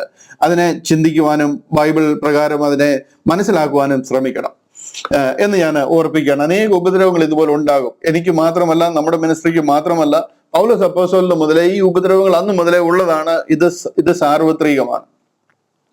അതുകൊണ്ട് അതിനെ ശ്രദ്ധയോട് കൈകാര്യം ചെയ്യുവാനായിട്ട് ഞാൻ നിങ്ങളെ വീണ്ടും സ്നേഹത്തോട് ഓർപ്പിക്കുകയാണ്. കഴിഞ്ഞ ആഴ്ചയിൽ ഒരു മിനിറ്റ് ഞാൻ ഈ വാക്യം ഒന്ന് മാറ്റിക്കൊണ്ട്, കഴിഞ്ഞ ആഴ്ചയിൽ ആത്മീക ജീവിതത്തിൽ വിശുദ്ധിയെ കാത്തു സൂക്ഷിക്കേണ്ടതിന്റെയും സൽപ്രവൃത്തികളിൽ ശുഷ്കാന്തി ഉള്ളവരായിരിക്കേണ്ടതിന്റെയും ആവശ്യകത എന്താണ് എന്ന് എക്സ്പ്ലെയിൻ ചെയ്യുവാനായിട്ടിടയായി. അത് കേൾക്കാത്തവര് ബൈബിൾ ക്ലാസ് 148 148ാമത്തെ ബൈബിൾ ക്ലാസ് ശ്രദ്ധിക്കുവാൻ ഞാൻ നിങ്ങളെ ഓർപ്പിക്കുകയാണ്. എന്തുകൊണ്ടാണ് നമ്മൾ വിശുദ്ധ ജീവിതം നയിക്കേണ്ടത്, എന്തുകൊണ്ടാണ് നമ്മൾ സൽപ്രവർത്തികൾ ശുഷ്കാന്തി ഉള്ളവരായിരിക്കണം എന്ന് പറയുന്നതിനെ കുറിച്ചുള്ള ഡീറ്റെയിലുകൾ ഞാൻ അതിനകത്തിൽ എക്സ്പ്ലെയിൻ ചെയ്തിട്ടുണ്ട്. ആ എപ്പിസോഡിൽ ഡീറ്റെയിൽ ആയിട്ട് അതിനെക്കുറിച്ച് സംസാരിച്ചിട്ടുണ്ട്. അവിടെ പ്രധാനമായിട്ടും പറഞ്ഞിരിക്കുന്ന 2 കാര്യങ്ങളാണ്. ഒന്ന്, നമ്മുടെ രക്ഷയോടുള്ള ബന്ധത്തിൽ കർത്താവിന്റെ ക്രൂശിലെ മറുവില യാഗമല്ലാതെ മറ്റു ഒരു പ്രവൃത്തികളും അതിൽ കോൺട്രിബ്യൂട്ട് ചെയ്യുന്നില്ല. ഒരു പ്രവൃത്തികൾക്കും ഒരു പ്രസക്തിയില്ല. നമ്മുടെ രക്ഷ എന്ന വിഷയത്തിൽ നാം ചെയ്യുന്ന ഒരു പ്രവൃത്തികളും അതിന് പ്രസക്തമല്ല. നാം രക്ഷിക്കപ്പെട്ടിരിക്കുന്ന കർത്താവിന്റെ കാൽവറി യാഗത്തിലെ വിശ്വാസത്താൽ മാത്രമാണ്. അതിന് 100% ക്രെഡിറ്റ്, അതിന്റെ പ്രശംസ കർത്താവിനുള്ളതാണ്. കർത്താവിന്റെ ക്രൂശിൽ നമ്മൾ പ്രശംസിക്കുന്നത്. നമ്മുടെ ഒരു പ്രവൃത്തിയും അതിന് കാരണമല്ല. കൃപയാലല്ലോ വിശ്വാസം മൂലം നാം രക്ഷിക്കപ്പെട്ടിരിക്കുന്നത്. ഒരു പ്രവൃത്തികളും അതിന് കാരണമല്ല. കാര്യം ഒരു ജഡവും അതിൽ പ്രശംസിക്കാതിരിക്കേണ്ടതിന് 100% കർത്താവ് യേശു ക്രിസ്തു കാൽവറിയിലൂടെ നിവർത്തിച്ച മറുവില യാഗം, രക്ഷയുടെ പ്രവൃത്തി, അതിലെ ആഴമായ വിശ്വാസത്തിലും സമർപ്പണത്തിലും മാത്രമാണ് നമ്മുടെ രക്ഷ. അതിലാണ് നാം രക്ഷിക്കപ്പെടുന്നത്, നമ്മുടെ രക്ഷ നിലനിന്ന് പോകുന്നതും. അതിന് നാം രക്ഷപ്പെടാനോ രക്ഷയെ നിലനിർത്താനോ നാം എന്തെങ്കിലും ചെയ്യുന്നുണ്ടെങ്കിൽ നാം പരസ്യമായിട്ട് ക്രൂശിനെ ആക്ഷേപിക്കുന്നതിന് തുല്യമാണ്. ക്രൂശ് നിങ്ങളുടെ പാപങ്ങളുടെ പരിഹാരത്തിന് പര്യാപ്തമല്ല എന്ന് നിങ്ങൾ പറയുന്നതിന് തുല്യമാണ്. അതുകൊണ്ട് ആ ഭാഗം ഞാൻ അവിടെ വിടുക. അത് ക്രിസ്റ്റൽ ക്ലിയറാ. ആർക്കും അതിൽ ഡൗട്ട് ഉണ്ടാകത്തില്ല എന്ന് ഞാൻ വിചാരിക്കുന്നു. എന്നാൽ അതിനോടുള്ള ബന്ധത്തിൽ രണ്ടാമത്തെ വിഷയം, നിത്യതയിൽ നമ്മുടെ അവകാശങ്ങളോടും നമ്മുടെ പ്രതിഫലങ്ങളോടുമുള്ള ബന്ധത്തിൽ നമ്മുടെ പ്രവൃത്തികൾക്കും വിശുദ്ധ ജീവിതത്തിനും നാം എന്തുമാത്രം ദൈവവേലയ്ക്ക് വേണ്ടി അധ്വാനിച്ചു എന്നുള്ളതിനൊക്കെ വലിയ പങ്കുണ്ട്. അത് നമ്മുടെ റിവാർഡ്സ് ആൻഡ് ഇൻഹെറിറ്റൻസിനോടുള്ള ബന്ധത്തിലാണ്. നമ്മുടെ അവകാശങ്ങളും പ്രതിഫലങ്ങളും. ഈ വിഷയമാണ് കഴിഞ്ഞ ആഴ്ചയിൽ ഞാൻ സംസാരിച്ചത്. ഇതിന് രണ്ടിനും ഒരു പ്രാധാന്യമില്ല എന്ന് പറയുന്നത് കൊണ്ട് ആ വിഷയത്തിന് ഒരു ക്ലാരിറ്റി വരുത്തുവാൻ വേണ്ടിയിട്ടാണ് ഈ രണ്ട് വിഷയങ്ങളും വേർതിരിച്ച് അതിനെക്കുറിച്ച് നിറയെ റെഫറൻസുകളുടെ അകമ്പടിയോടുകൂടി ആ വിഷയം എക്സ്പ്ലെയിൻ ചെയ്യുവാനായിട്ട് ഇടയായി. എഫേസ്യ ലേഖനം 1:4 അതുകൊണ്ടാണ് പറയുന്നത്, നമ്മെ വിശുദ്ധരും നിഷ്കളങ്കരുമാകേണ്ടതിന് ഉലക സ്ഥാപനത്തിന് മുമ്പേ അവൻ ക്രിസ്തുവിൽ തിരഞ്ഞെടുത്തു. 4-ാമത്തെ വാക്യത്തിൽ പറയുന്നത്, നാം അവന്റെ സന്നിധിയിൽ വിശുദ്ധരും നിഷ്കളങ്കരുമാകേണ്ടതിന്. കണ്ടില്ലയോ, നാം തന്റെ സന്നിധിയിൽ വിശുദ്ധരും നിഷ്കളങ്കരുമാകേണ്ടതിന് അവൻ ലോക സ്ഥാപനത്തിന് മുമ്പേ നമ്മെ അവനിൽ തിരഞ്ഞെടുത്തു. നാം വിശുദ്ധരായിരിക്കണം, നാം നിഷ്കളങ്കരായിരിക്കണം, കളങ്കമില്ലാതെ കർത്താവിന് വേണ്ടി വേല ചെയ്യുന്നവരായിരിക്കണം. അതിനു വേണ്ടിയിട്ടാണ് നമ്മെ ഉലക സ്ഥാപനത്തിന് മുമ്പേ അവനിൽ തിരഞ്ഞെടുത്തു എന്ന് പറയുന്നത്. എഫേസ്യ ലേഖനത്തിന്റെ തന്നെ 2-ാം അധ്യായത്തിന്റെ 8-9 വാക്യങ്ങൾ പല ആവർത്തി വായിച്ചിട്ടുള്ളതാണെങ്കിലും ഒന്നുകൂടെ കാണിക്കാം. കൃപയാലല്ലോ നിങ്ങൾ വിശ്വാസം മൂലം രക്ഷിക്കപ്പെട്ടിരിക്കുന്നത്. അതിന് നിങ്ങൾ കാരണമല്ല, ദൈവത്തിന്റെ ദാനം അത്ര. This is A completely A gift of God ആണ്. ഇതൊരു മിയർ ഗിഫ്റ്റ് ആണ്, ദൈവത്തിന്റെ ദാനമാണ്. ഇതിൽ നമ്മുടെ ഒരു അധ്വാനവും നമ്മുടെ ഒരു കോൺട്രിബ്യൂഷനും ഇതിനകത്തിലില്ല. താൻ പാതി ദൈവം പാതി എന്നുള്ള ഒരു പ്രസ്ഥാനമല്ല ഇത്. ആരും പ്രശംസിക്കാതിരിപ്പാൻ പ്രവർത്തികളും കാരണമല്ല. Not of works lest any man should boast. ഇതൊരു അണ്ടർലൈൻ ചെയ്ത് പഠിക്കേണ്ട കാര്യമാണ്. ഇതുപോലെ തന്നെ റോമാലേഖനം നമ്മൾ പഠിച്ച അധ്യായമാണ്. റോമാലേഖനം 3-ാം അധ്യായം അതിന്റെ 20-ാമത്തെ വാക്യത്തിൽ നമ്മൾ ഇങ്ങനെ കണ്ടു. 3:20 പറയുന്നു, അതുകൊണ്ട് ന്യായപ്രമാണത്തിന്റെ പ്രവർത്തികളാൽ ഒരു ജഡവും അവന്റെ സന്നിധിയിൽ നീതീകരിക്കപ്പെടുകയില്ല. ഒരു പ്രവൃത്തി, ന്യായപ്രമാണത്തിന്റെ ആകട്ടെ അല്ലാത്തതാകട്ടെ, ഒരു പ്രവൃത്തിയാലും നാം ദൈവത്തിന്റെ സന്നിധിയിൽ നീതീകരിക്കപ്പെടുകയില്ല. ഈ കാര്യങ്ങളെല്ലാം വളരെ വ്യക്തമാണ്. റോമാലേഖനം 6-ാം അധ്യായത്തിൽ 6:14 പറയുന്നുണ്ട്. 6:14 പറയുകയാണ്, നാം 6:14 നിങ്ങൾ ന്യായപ്രമാണത്തിനല്ല കൃപയ്ക്ക് അത്ര അധീനരായിരിക്കാൻ പാപം നിങ്ങളിൽ കർത്തൃത്വം നടത്തുകയില്ല. For sin shall not have dominion over you, for you are not under the law but under the grace. കർത്താവിന്റെ കൃപയാൽ രക്ഷിക്കപ്പെട്ടിരിക്കുന്ന ഒരു കാലമാണ്. ഇവിടെ നമുക്ക് ഒരു പ്രവൃത്തികളും നമ്മുടെ രക്ഷയ്ക്ക് ബാധകമല്ല. രക്ഷ ഇതൊന്നും ബാധിക്കുന്നില്ല. എന്നാൽ നാം വിശുദ്ധ ജീവിതം നയിക്കണം, നാം സൽപ്രവൃത്തികളിൽ ശുഷ്കാന്തിയുള്ളവരായിരിക്കണോ ദൈവം ആഗ്രഹിക്കുന്നു. നാം ഈ ലോകത്തോട് അനുരൂപരാകരുത്. നന്മയും പൂർണ്ണതയുള്ള ദൈവഹിതം എന്തെന്ന് തിരിച്ചറിഞ്ഞ് മനസ്സ് പുതുക്കി രൂപാന്തരപ്പെടണം. അനുദിനം വിശുദ്ധിയോടും വേർപാടോടും കൂടി ജീവിക്കണം എന്ന് ദൈവം നമ്മളെ കുറിച്ച് ആഗ്രഹിക്കുന്നു. ഇതിനെതിരായിട്ട് ആരെങ്കിലും പറഞ്ഞു കഴിഞ്ഞാൽ അത് ബൈബിളിനെതിരാണ്, പൊള്ളായൻ ഉപദേശത്തിനെതിരാണ്. ഒരു ഉപദേശത്തിലും ഒരു കാലഘട്ടത്തിലും ഒന്നും പറയുന്നില്ല നമുക്ക് എങ്ങനെയും ജീവിക്കാൻ പറ്റും, അല്ലെന്നുണ്ടെങ്കിൽ വിശുദ്ധ ജീവിതത്തിന് പ്രാധാന്യമില്ല, അല്ലെന്നുണ്ടെങ്കിൽ സൽപ്രവർത്തികളിൽ ശുഷ്കാന്തിയുള്ളവരായിരിക്കേണ്ടതിന്റെ ആവശ്യമില്ല എന്നൊക്കെ പറഞ്ഞു കഴിഞ്ഞാൽ അതിനെ കണ്ണടച്ച് വിശ്വസിക്കുവാനായിട്ട് ഇടയാകരുത്. നിങ്ങളുടെ എല്ലാ പ്രവൃത്തികൾക്കും പ്രതിഫലമുള്ളതാണ്, അത് മറന്നു പോകല്ല. രക്ഷയോടുള്ള ബന്ധത്തിൽ അത് ബാധകമല്ല എങ്കിലും നിങ്ങളുടെ എല്ലാ പ്രവൃത്തികൾക്കും പ്രതിഫലമുള്ളതാണ്. നിങ്ങൾ ചെയ്യുന്ന പ്രവൃത്തികൾക്ക് നിങ്ങൾ അക്കൗണ്ടബിൾ ആണ്. കൊരിന്ത്യർ ലേഖനം 2-ാം അധ്യായം 2 കൊരിന്ത്യർ 5-ാം അധ്യായം അതിന്റെ 10-ാം വാക്യത്തിൽ ഇങ്ങനെ കഴിഞ്ഞ ആഴ്ചയിൽ നമ്മൾ ചിന്തിച്ചതാണ്, അവനവൻ ശരീരത്തിലിരിക്കുമ്പോൾ ചെയ്തത് നല്ലതാകലും തീയതാകലും അതിന് തക്കവണ്ണം പ്രാപിക്കേണ്ടതിന് നാം എല്ലാവരും ക്രിസ്തുവിന്റെ ന്യായാസനത്തിന് മുൻപാകെ വെളിപ്പെടേണ്ടതാകുന്നു. മരിച്ച് ഉയർത്തെഴുന്നേറ്റ് റാപ്ചറിൽ ചേർക്കപ്പെട്ട് കഴിയുമ്പോൾ നാം നേരെ ചെല്ലുന്നത് യേശു ക്രിസ്തുവിന്റെ ന്യായവിസ്താര സഭയിലേക്കാണ്. ആ ന്യായവിസ്താര സഭയിൽ ചെന്ന് കഴിയുമ്പോൾ അവനവൻ ശരീരത്തിലിരിക്കുമ്പോൾ, ഇതിനു മുൻപല്ല, അതിന് പിൻപല്ല, മരിച്ചു കഴിഞ്ഞിട്ടോ അതിനു മുൻപോ ഒന്നുമല്ല, ശരീരത്തിൽ ജീവനോട് ഈ ലോകത്തിലായിരുന്നപ്പോൾ അവനവൻ ശരീരത്തിലിരിക്കുമ്പോൾ ചെയ്തത് നല്ലതാകിലും തീയതാകിലും ചെയ്തതിനൊത്തവണ്ണം പ്രാപിക്കേണ്ടതിന്. ഇതൊന്നും ദുഷ്ടന്മാരെ കൊണ്ടുപോകുന്ന സഭയോ അല്ലെങ്കിൽ ദുഷ്ടന്മാരെ കുറിച്ച് പറഞ്ഞിരിക്കുന്ന കാര്യവുമല്ല. കൊരിന്തിലെ സഭയോട് പറയുകയാണ്, അവിടുത്തെ വിശുദ്ധന്മാരോട് പറയുകയാണ്. ഇത് വിശുദ്ധന്മാരുടെ ന്യായവിസ്താര സഭയെക്കുറിച്ചാണ് പറയുന്നത്. ഇത് റാപ്ചറിന് ശേഷം ചേർക്കപ്പെട്ടതിന് ശേഷം നടക്കുന്ന ന്യായവിസ്താരത്തെ കുറിച്ചാണ് പറയുന്നത്. ഇവിടെ ഒരു ദുഷ്ടന്മാരുമില്ല. ഇവിടെ ഉള്ളവരെല്ലാം വിശുദ്ധന്മാരാ. ഇവരോടാണ് പറയുന്നത്, ലജ്ജിപ്പാൻ സംഗതിയില്ലാത്ത വേലക്കാരായി കർത്താവിന് കൊള്ളാവുന്നവരായി നിൽപ്പാൻ ശ്രമിക്കേണ്ടതിന്. ഇതാണ് പ്രതിഫലം വീതിക്കുന്ന സ്ഥലം. ഇതിനെക്കുറിച്ചാണ് കൊരിന്ത്യർക്ക് എഴുതിയ 1-ാമത്തെ ലേഖനം 3-ാം അധ്യായത്തിലും പറഞ്ഞിരിക്കുന്നത്. ഇതും കഴിഞ്ഞ ആഴ്ചയിൽ ഞാൻ വായിച്ചു കേൾപ്പിച്ചതാ. ഒന്ന് കൊരിന്ത്യർ 3-ാം അധ്യായം അതിന്റെ 10-ാം വാക്യം മുതൽ പറയുന്നത്, എനിക്ക് ലഭിച്ച ദൈവകൃപയ്ക്കൊത്തവണ്ണം ഞാൻ ജ്ഞാനമുള്ള ഒരു പ്രധാന ശില്പിയായി അടിസ്ഥാനം ഇട്ടിരിക്കുന്നു. മറ്റൊരുത്തൻ മീതെ പണിയുന്നു. താൻ എങ്ങനെ പണിയുന്നു എന്ന് ഓരോരുത്തരും നോക്കിക്കൊള്ളട്ടെ. ഞാൻ ഇതിന് അടിസ്ഥാനം ഇട്ടിരിക്കുക. അടിസ്ഥാന കല്ലുകൾ ഞാൻ വെച്ചിരിക്കുക. അതിന് മീതെ നിങ്ങൾ ഓരോരുത്തരും പണിയുക. ഓരോരുത്തരും എങ്ങനെ പണിയുന്നു എന്ന് നോക്കിക്കൊള്ളട്ടെ.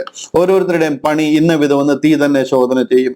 അത് പൊന്ന്, വെള്ളി, വിലയേറിയ കല്ല്, മരം, പുല്ല്, വൈക്കോൽ, ഇതുപോലുള്ള 2 ഗ്രൂപ്പുകളായിട്ട് തിരിച്ചിട്ട് ആ പ്രവൃത്തിയുടെ പ്രസക്തി എന്താണെന്നൊക്കെ വെളിപ്പെടുത്തിയിരിക്കുക. അത് തീയിൽ കൂടി ശോധന ചെയ്യും. അത് വെന്തുപോയെങ്കിൽ തനിക്ക് ഛേദം വരും. അവൻ രക്ഷിക്കപ്പെടും. അത് നിലനിന്ന് കഴിഞ്ഞാൽ അവന് പ്രതിഫലം ലഭിക്കും. ഇതെല്ലാം പറഞ്ഞിട്ട് ഈ വിഷയത്തെ എക്സ്പ്ലെയിൻ ചെയ്തിരിക്കുക. ഇത്രയും ക്ലാരിറ്റി ഉള്ള വിഷയത്തിൽ എന്തുകൊണ്ടാണ് ഇതിനെതിരായിട്ട് ഒരു പഠിപ്പീര് വരുന്നതെന്ന് എനിക്കറിയത്തില്ല. അത്രമാത്രം തെറ്റായിട്ടുള്ള പഠിപ്പീരുകൾ വരുന്നതെന്ന് അറിയത്തില്ല. 7-8 വാക്യം തിമോഥെയോസിന് എഴുതിയ ലേഖനം, 2-ാമത്തെ ലേഖനം, അതിന്റെ അവസാനത്തെ വാക്യത്തിൽ പറയാം, ഞാൻ നല്ല പോർ പൊരുതി, ഓട്ടം തികച്ചു, വിശ്വാസം കാത്തു. കണ്ടോ, ഇത് കർത്താവിന്റെ വയൽ പ്രദേശത്ത് അധ്വാനിക്കുന്ന കാര്യം. ഞാൻ നല്ല പോർ പൊരുതി, എല്ലാ രീതിയിലും നല്ല പോർ പൊരുതി, ഓട്ടം തികച്ചു. വഴിയിൽ വെച്ച് വേണമെങ്കിൽ വിട്ടേച്ച് പോകാമായിരുന്നു. ഓട്ടം തികച്ചു, വിശ്വാസം കാത്തു. എന്തെല്ലാം ചലഞ്ചസ് അതിന് നേരെ ഉണ്ടായിട്ടും അത് എനിക്ക് കാക്കുവാനായിട്ട് നിൽക്കുവാനായിട്ട് ദൈവം കൃപ തന്നു. ഇനി നീതിയുടെ കിരീടം എനിക്കായി വെച്ചിരിക്കുന്നു. എനിക്ക് മാത്രമല്ല, അത് നീതിയുള്ള ന്യായാധിപതിയായ കർത്താവ് ആ ദിവസത്തിൽ എനിക്ക് നൽകും. എനിക്ക് മാത്രമല്ല, അവന്റെ പ്രത്യക്ഷതയിൽ പ്രിയം വെച്ച ഏവർക്കും കൂടെ, നമുക്ക് എല്ലാവർക്കും ഇതുപോലുള്ള കിരീടങ്ങൾ ദൈവത്തിന്റെ സന്നിധിയിൽ നിന്ന് ലഭിക്കാൻ പോവുക. അത് തേജസ്സിന്റെ കിരീടങ്ങളായിട്ട് ദൈവം നമുക്ക് തരാൻ പോവുക. ആ സ്ഥലത്ത് അത് ഒരു ദിവസത്തേക്കോ ഒരാഴ്ചത്തേക്കോ അല്ല നമ്മൾ അവിടെ പോകുന്നത്. നമ്മൾ ഇനി ഒരു പുതിയ ഒരു സൃഷ്ടിപ്പോ അങ്ങനെ ഒരു കാര്യമോ ഒന്നും ഇനിയും ഉണ്ടാകുമെന്ന് യാതൊരു സൂചനയുമില്ല. യുഗങ്ങൾ നിത്യം ദൈവത്തോടൊപ്പം നാം വാഴാൻ പോവുക. ആ വാഴ്ച എങ്ങനെ ആയിരിക്കണമെന്ന് നമ്മുടെ ഈ 7-10 ഏറെയായാൽ 80 വർഷത്തെ ലോകത്തിലെ ജീവിതത്തിലാണ് നാം തീരുമാനിക്കുന്നത്. അതിന് വിലയില്ല, അതിന് ഇമ്പോർട്ടൻസ് ഇല്ല എന്ന് പറയരുത്. അതിൽ നാം എങ്ങനെ ജീവിച്ചു എന്നുള്ളതിന്റെ അടിസ്ഥാനത്തിലാണ് ദൈവം നമ്മെ മാനിക്കാൻ പോകുന്നത്. നാം ആ ഒരു നിലയിലാണ് സ്വർഗത്തിലെ സകല ആത്മീക അനുഗ്രഹങ്ങളാൽ ദൈവം നമ്മളെ അനുഗ്രഹിച്ചിരിക്കുക. വലിയ ഉത്തരവാദിത്തങ്ങൾ ദൈവം നമ്മളെ ഏൽപ്പിക്കാനായിട്ട് പോവുക. നാം അങ്ങനെ ദൈവത്തോടൊപ്പം നിത്യം സ്വർഗത്തിൽ വാഴുവാനായിട്ട് പോവുക. ഇതൊന്നും നമ്മളെ ആരും തുച്ഛീകരിക്കുന്നതിന് ഇടയായി തരരുത്. കൊരിന്ത്യർക്ക് എഴുതിയ 1-ാമത്തെ ലേഖനം അതിന്റെ 5-ാമത്തെ അധ്യായം, ഞാൻ കഴിഞ്ഞ ആഴ്ചയിൽ ഇത് വായിച്ച് കേൾപ്പിച്ച ഒരു ഭാഗമാണ്. എന്നാലും ചില വാക്യങ്ങൾ ആ ഭാഗത്തു നിന്ന് കാണിക്കാനായിട്ടാണ്. 9-ാമത്തെ വാക്യം, അവിടെ കണ്ടില്ല, ദുർനടപ്പുകാരോട് സംസർഗമരുത് എന്ന് ഞാൻ എൻ്റെ ലേഖനത്തിൽ നിങ്ങൾക്ക് എഴുതിയിട്ടുണ്ടല്ലോ. ഇവിടെ പ്രശ്നമൊന്നും ഇല്ലായിരുന്നുണ്ടെങ്കിൽ പിന്നെ ദുർനടപ്പുകാരോട് സംസർഗം ഉണ്ടായാൽ എന്താ കുഴപ്പം? അങ്ങനെ ഒരു ദുർനടപ്പുകാരനായി നിങ്ങൾ പോകാൻ ഇടയാകരുത്. നിങ്ങൾക്ക് ഏത് രീതിയിലും ജീവിക്കാൻ പറ്റത്തില്ല. ഏത് രീതിയിലും ഒരു കപട സ്വാതന്ത്ര്യം നമുക്ക് ലഭിച്ചിരിക്കുന്നു എന്ന് വിചാരിക്കരുത്. അങ്ങനെ ഒരു സ്വാതന്ത്ര്യം നമുക്കില്ല. നമ്മൾ ഈ ലോകത്തെ, നമ്മുടെ ജഡത്തെ അതിന്റെ രാഗമോഹങ്ങളോടുകൂടി ക്രൂശിച്ചിരിക്കുക. കർത്താവിന് കൊള്ളാവുന്നവരായി ലോകത്തിൽ നിന്ന് വേർപാടോടും വിശുദ്ധിയോടും കൂടി ജീവിക്കേണ്ടത് നമ്മുടെ ഉത്തരവാദിത്വമാണ്. ഇവിടെ പറയാം, അത് ഈ ലോകത്തിലെ ദുർനടപ്പുകാരോടോ അത്യാഗ്രഹികളോടോ പിടിച്ചുപറിക്കാരോടോ വിഗ്രഹാരാധകരോടോ അരുത് എന്നല്ലല്ലോ ഞാൻ ഈ പറയുന്നത്. സംസർഗം അരുതെന്ന് പറയുന്നത് വെളിയിലുള്ള ആൾക്കാരെ കണ്ടു കഴിഞ്ഞാൽ മിണ്ടാതെ പോകണമെന്നല്ല ഞാൻ ഈ പറയുന്നത്. ഈ വിശ്വാസി എന്ന പേരെടുത്തിട്ട്, അത് നമ്മുടെ കൂടെയുള്ള ഒരാൾ ഇങ്ങനെ മാറിപ്പോകരുത്. അങ്ങനെ മാറിപ്പോയി കഴിഞ്ഞാൽ പിന്നെ അവനോട് സംസർഗം അരുതെന്നാ പറയുന്നത്. എത്ര ഇമ്പോർട്ടൻസ്! ഞാൻ അതിനെ അണ്ടർലൈൻ ചെയ്ത് കാണിക്കാൻ വേണ്ടിയിട്ടാണ് ഈ വാക്യം എടുത്തത്. അങ്ങനെയെങ്കിൽ നിങ്ങൾ ഈ ലോകം വിട്ടു പോകേണ്ടി വരും. വെളിയിലുള്ള അയലോക്കക്കാരൻ വിശ്വാസിയല്ല, അല്ലെന്നുണ്ടെങ്കിൽ അവൻ അല്പം ദുർനടപ്പുകാരനാണെന്ന് വിചാരിച്ച് നമ്മൾ അവനെ കാണുമ്പോൾ മാറിപ്പോണമെന്നല്ല ഞാൻ ഈ പറയുന്നതെന്ന് പോൾ പറയുക. വിശ്വാസിയായവൻ അവൻ ദുർനടപ്പുകാരനായി കഴിഞ്ഞാൽ അവനെ വിട്ടു മാറണം. അല്ല, മറ്റുള്ള ആൾക്കാരെ മുഴുവൻ നിങ്ങൾ വിട്ടു മാറാനായിരുന്നുണ്ടെങ്കിൽ നിങ്ങൾ ഈ ലോകം തന്നെ വിട്ടു പോകണം. ചന്ദ്രനിലോ ചൊവ്വയിലോ വല്ലതും പോയി താമസിക്കേണ്ടതായിട്ട് വരും. കാരണം ഇവിടെ അങ്ങനെയുള്ള ആൾക്കാരാണ് ഉള്ളത്. അടുത്ത വാക്യത്തിൽ കണ്ടില്ലേ, അവിടെ പറയാണ്, എന്നാൽ സഹോദരൻ എന്ന് പേർപ്പെട്ട ഒരുവൻ ദുർനടപ്പുകാരനോ അത്യാഗ്രഹിയോ വിഗ്രഹാരാധിയോ വാവിഷ്ഠാനക്കാരനോ മദ്യപനോ പിടിച്ചുപറിക്കാരനോ ആകുന്നുവെങ്കിൽ അവനോട് സംസർഗമരുത്, അങ്ങനെയുള്ളവനോടുകൂടെ ഭക്ഷണം കഴിക്കുക പോലും അരുത് എന്നത്ര ഞാൻ നിങ്ങൾക്ക് എഴുതിയിരിക്കുന്നത്. എത്രമാത്രം ഇമ്പോർട്ടൻ്റ് ആണ് ഈ വിഷയം എന്ന് നിങ്ങൾക്ക് മനസ്സിലാകുന്നു എന്ന് ഞാൻ വിശ്വസിക്കുന്നു. അതുകൊണ്ട് ആരെങ്കിലും വന്ന് ഇതിന് ആവശ്യമില്ല, നിങ്ങൾക്ക് എങ്ങനെയും ജീവിക്കാം, ഇതിനൊന്നും റെസ്ട്രിക്ഷൻസ് ഇല്ല എന്നൊക്കെയുള്ള പഠിപ്പീരുമായിട്ട് വന്നു കഴിഞ്ഞാൽ ഡോർ തുറന്ന് കാണിച്ചു കൊടുക്കണം. ബ്രദർ വെളിയിൽ പറഞ്ഞു വിടുകയാണ് ചെയ്യേണ്ടി. ആ ഒരു വിഷയങ്ങൾ കേട്ട് അതിനെ കൂടുതൽ എന്റർടൈൻ ചെയ്യാനായിട്ട് ഇരുന്നു കൊടുക്കരുത്. നിങ്ങളുടെ വാട്സാപ്പ് ഗ്രൂപ്പുകൾ അങ്ങനെ മെസ്സേജ് വരുന്നുണ്ട്, ആ ഗ്രൂപ്പിൽ നിന്നൊക്കെ എക്സിറ്റ് ആവണം. നിങ്ങൾ ദൈവത്തോട് ആത്മാർത്ഥമായി സ്നേഹമുണ്ടെന്നുണ്ടെങ്കിൽ, ദൈവത്തിന് വേലക്കാരായി നിൽക്കാൻ ആഗ്രഹിക്കുന്നുവെങ്കിൽ, ഇതുപോലെ പഠിപ്പീരുകൾ വരുന്ന കാണുമ്പോൾ ആ ഗ്രൂപ്പിൽ നിന്ന് എക്സിറ്റ് ആവണം. അവർ ദിനവും രാത്രവും നിങ്ങളെ ഫോൺ ചെയ്തും നിങ്ങൾക്ക് മെസ്സേജ് അയച്ച് നിങ്ങളെ തൊന്തരവ് വരുത്താനായിട്ട് നിങ്ങൾ നിന്നുകൊടുക്കാൻ ഇടയാകരുത്. ദൈവത്തോടാണ് നമുക്ക് കടപ്പാടുള്ളത്. അതുകൊണ്ട് ഉറപ്പും ധൈര്യമുള്ളവരായി ആ വിഷയത്തിൽ ആ കാര്യങ്ങളെ കൈകാര്യം ചെയ്യണം എന്ന് ഞാൻ നിങ്ങളെ പ്രബോധിപ്പിക്കുക. ഇതെല്ലാം പ്രവൃത്തിയോടും നമ്മുടെ പ്രതിഫലങ്ങളോടും നമ്മുടെ ഉള്ള ബന്ധത്തിൽ, അതായത് നമ്മുടെ എന്താ പറയുന്നത്, നമ്മുടെ ഇൻഹെറിറ്റൻസ്, നമ്മുടെ അവകാശങ്ങളോടുള്ള ബന്ധത്തിൽ പറഞ്ഞിരിക്കുന്ന കാര്യങ്ങൾ. ഇതൊന്നും നിങ്ങളുടെ രക്ഷയെ ബാധിക്കുന്നതല്ല. കാര്യം, രക്ഷ നിങ്ങളുടെ എന്തെങ്കിലും സപ്ലിമെന്റ് കൊണ്ടോ നിങ്ങൾ എന്തെങ്കിലും കോൺട്രിബ്യൂട്ട് ചെയ്തുകൊണ്ടോ നിങ്ങൾക്ക് കിട്ടിയതല്ല. നിങ്ങളെ അമ്മയുടെ ഉദരത്തിൽ ഉരുവാകുന്നതിന് മുമ്പേ എൻഡ് ടു എൻഡ് നിങ്ങളെ അറിയാവുന്ന ആൾ തന്നെയാണ് നിങ്ങളെ ഈ വേലയ്ക്ക് വേണ്ടി അല്ലെങ്കിൽ ഈ രക്ഷയിലേക്ക് വിളിച്ചിരിക്കുന്നത്. അതുകൊണ്ട് തന്നെ ഞാൻ ഊന്നി പറയാണ്, once you are saved you are always saved. നിങ്ങളുടെ രക്ഷ എറ്റേണലി സെക്യൂർഡ് ആണ്. കാരണം നാം നമ്മുടെ പാപത്തിന് പരിഹാരത്തിന് വേണ്ടി കാളക്കുട്ടികളെയും ആട്ടുകൊറ്റന്മാരെയും ഒക്കെ യാഗം കഴിച്ചിരുന്ന സ്ഥലത്ത് നിന്ന് ദൈവം തൻ്റെ പുത്രനെ നമുക്ക് വേണ്ടി യാഗം കഴിച്ചിരിക്കുക. നാം യാഗം കഴിച്ച് നമുക്ക് പാപമോചനം ലഭിക്കേണ്ട സ്ഥലത്ത് നിന്ന് ദൈവം നമ്മുടെ പാപത്തിന് വേണ്ടി തൻ്റെ പുത്രനെ നമുക്ക് വേണ്ടി യാഗം കഴിച്ച് ആ പരമയാഗത്തിലൂടെ എന്നേക്കുമുള്ളൊരു വീണ്ടെടുപ്പ് സാധിപ്പിച്ചിരിക്കുക. അതിലെ ആഴമായ വിശ്വാസത്തിലും സമർപ്പണത്തിലും you are eternally saved and you are sealed by the holy spirit for the day of redemption. ആ ഒടുക്കത്തെ നാൾ വരെ നിങ്ങളെ മുദ്രയിട്ടിരിക്കുക. നിങ്ങളുടെ രക്ഷ നഷ്ടപ്പെട്ടു പോകും, നിങ്ങൾ പത്രോസിന്റെ സുവിശേഷത്തിലാണ് നിൽക്കുന്നത്, നിങ്ങൾ നരകത്തിൽ പോകും എന്നൊക്കെ പറഞ്ഞ് ആരെങ്കിലും പേടിപ്പിക്കാൻ വന്നു കഴിഞ്ഞാൽ ഡോറ് തുറന്നു കൊടുത്ത് അവരെ വെളിയിൽ ഇറക്കി വിടണം, നിങ്ങൾ ആത്മീക ധൈര്യമുള്ളവരാണെന്നുണ്ടെങ്കിൽ. ഹല്ലേലൂയ.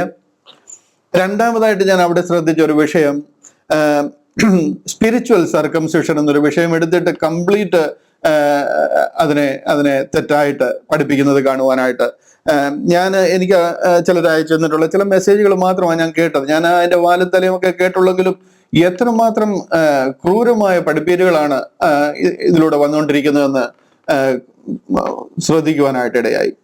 ഇവിടെ സ്പിരിച്വൽ സർക്കംസിഷൻ, ആത്മീക പരിച്ഛേദന, യഹൂദിന് ജഡത്തിലുള്ള പരിച്ഛേദന കൊടുത്തപ്പോൾ ആ പരിച്ഛേദനയെ കുറിച്ചൊക്കെ ഭയങ്കര എക്സ്പ്ലനേഷനാണ് നടത്തുന്നത് സിസ്റ്റേഴ്സിന്റെ ഗ്രൂപ്പിൽ.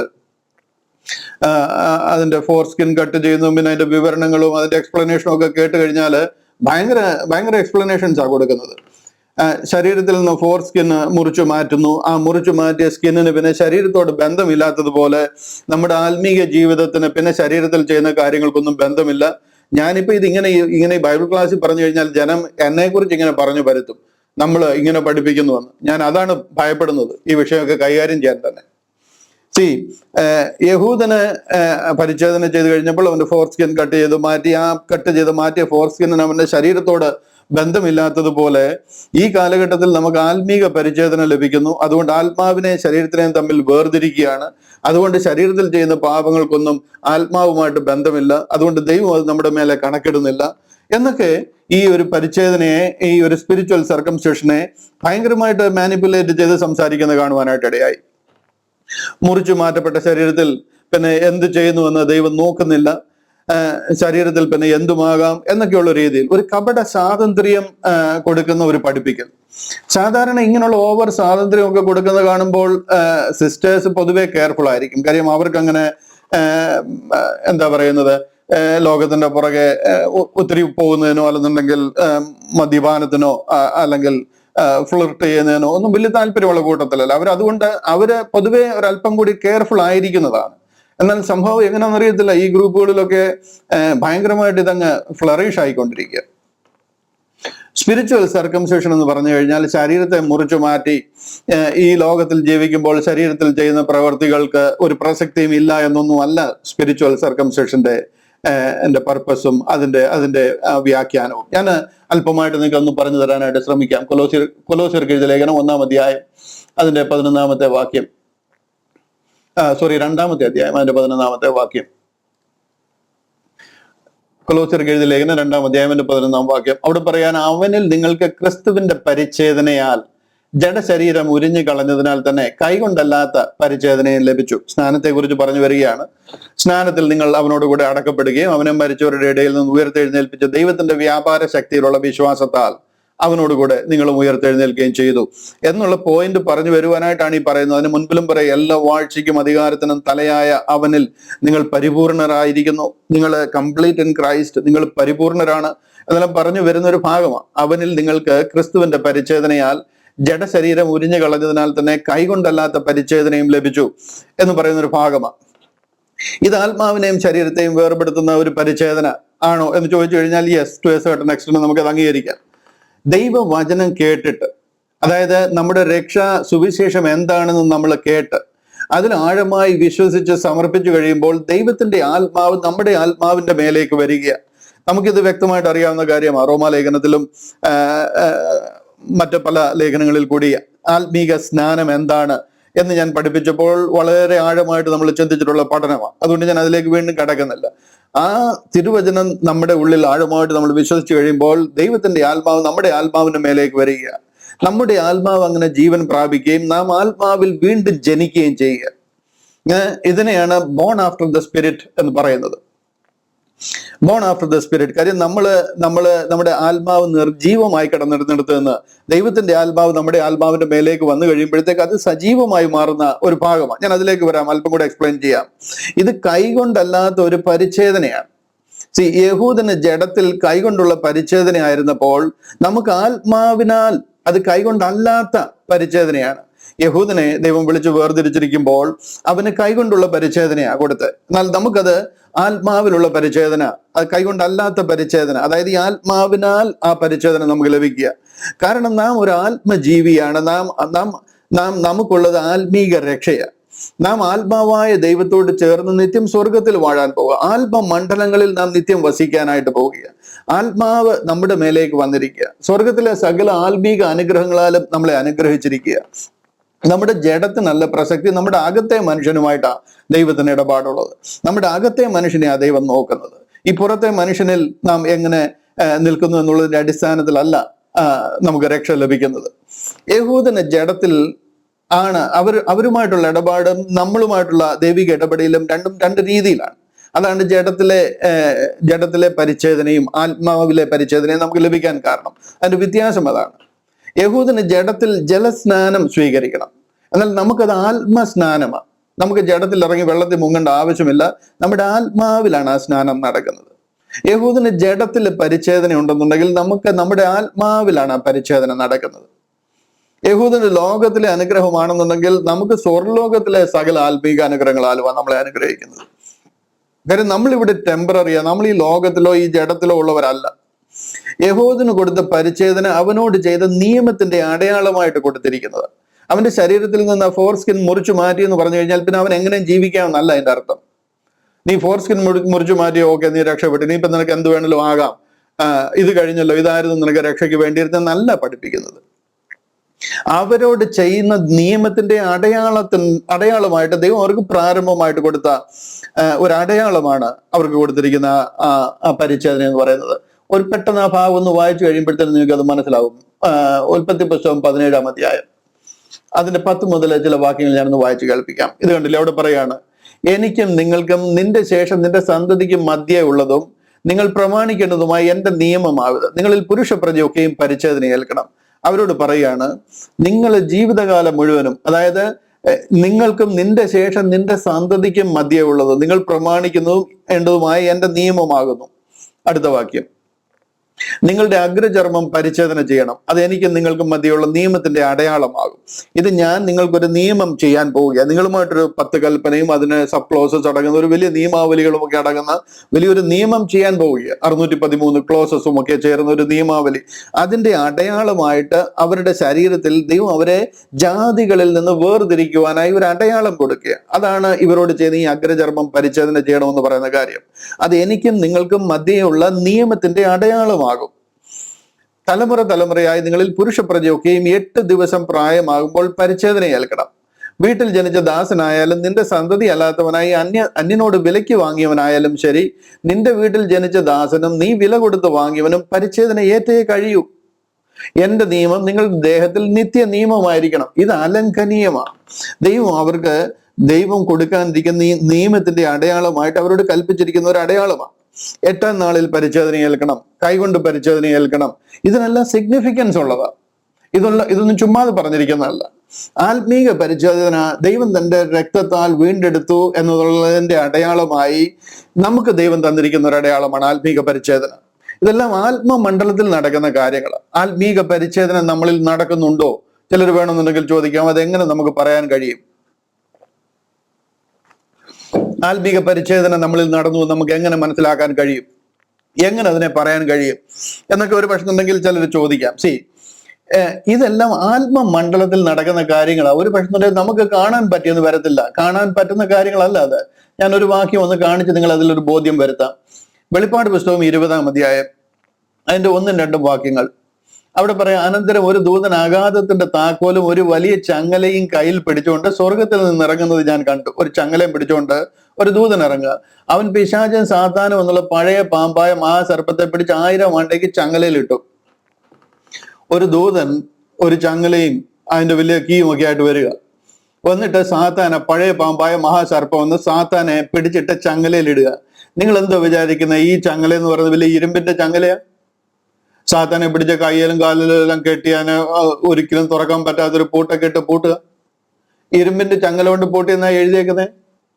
ഇതെല്ലാം ആത്മമണ്ഡലത്തിൽ നടക്കുന്ന കാര്യങ്ങളാണ്. നമ്മൾ വിചാരിക്കുന്ന മാതിരി ഇങ്ങനെ ഒരു ചങ്ങല ഉണ്ടോ എന്ന് ചോദിച്ചു കഴിഞ്ഞാൽ ഏത് ചങ്ങലയാ സാത്താനെ പൂട്ടാൻ പറ്റുന്നത് വേണമെന്ന് നമുക്ക് ചോദിക്കാം. ഇതെല്ലാം ആത്മീക മണ്ഡലത്തിൽ നടക്കുന്ന കാര്യങ്ങളാണ്. ഇതുപോലൊരു പരിച്ഛേദനയാണ് നമ്മുടെ ആത്മാവിലും നമ്മുടെ ശരീരവും തമ്മിലുള്ള ബന്ധത്തിൽ ദൈവം ചെയ്തിരിക്കുന്നത്. ആത്മീക പരിച്ഛേദന നമ്മുടെ കണ്ണിൽ കാണുന്നതല്ല. അതിന്റെ അർത്ഥം നമുക്ക് അങ്ങനെ ഒരു പരിച്ഛേദന ലഭിച്ചിട്ടില്ല എന്നല്ല. ആത്മാവിനെയും ജഡത്തിനെയും തമ്മിൽ വേർതിരിക്കുന്ന ഒരു പരിച്ഛേദനയാണ്. പക്ഷെ നമ്മെ വീണ്ടെടുത്ത് ദൈവത്തിന് വേണ്ടി വേർതിരിക്കുവാൻ, മനസ്സിലായോ?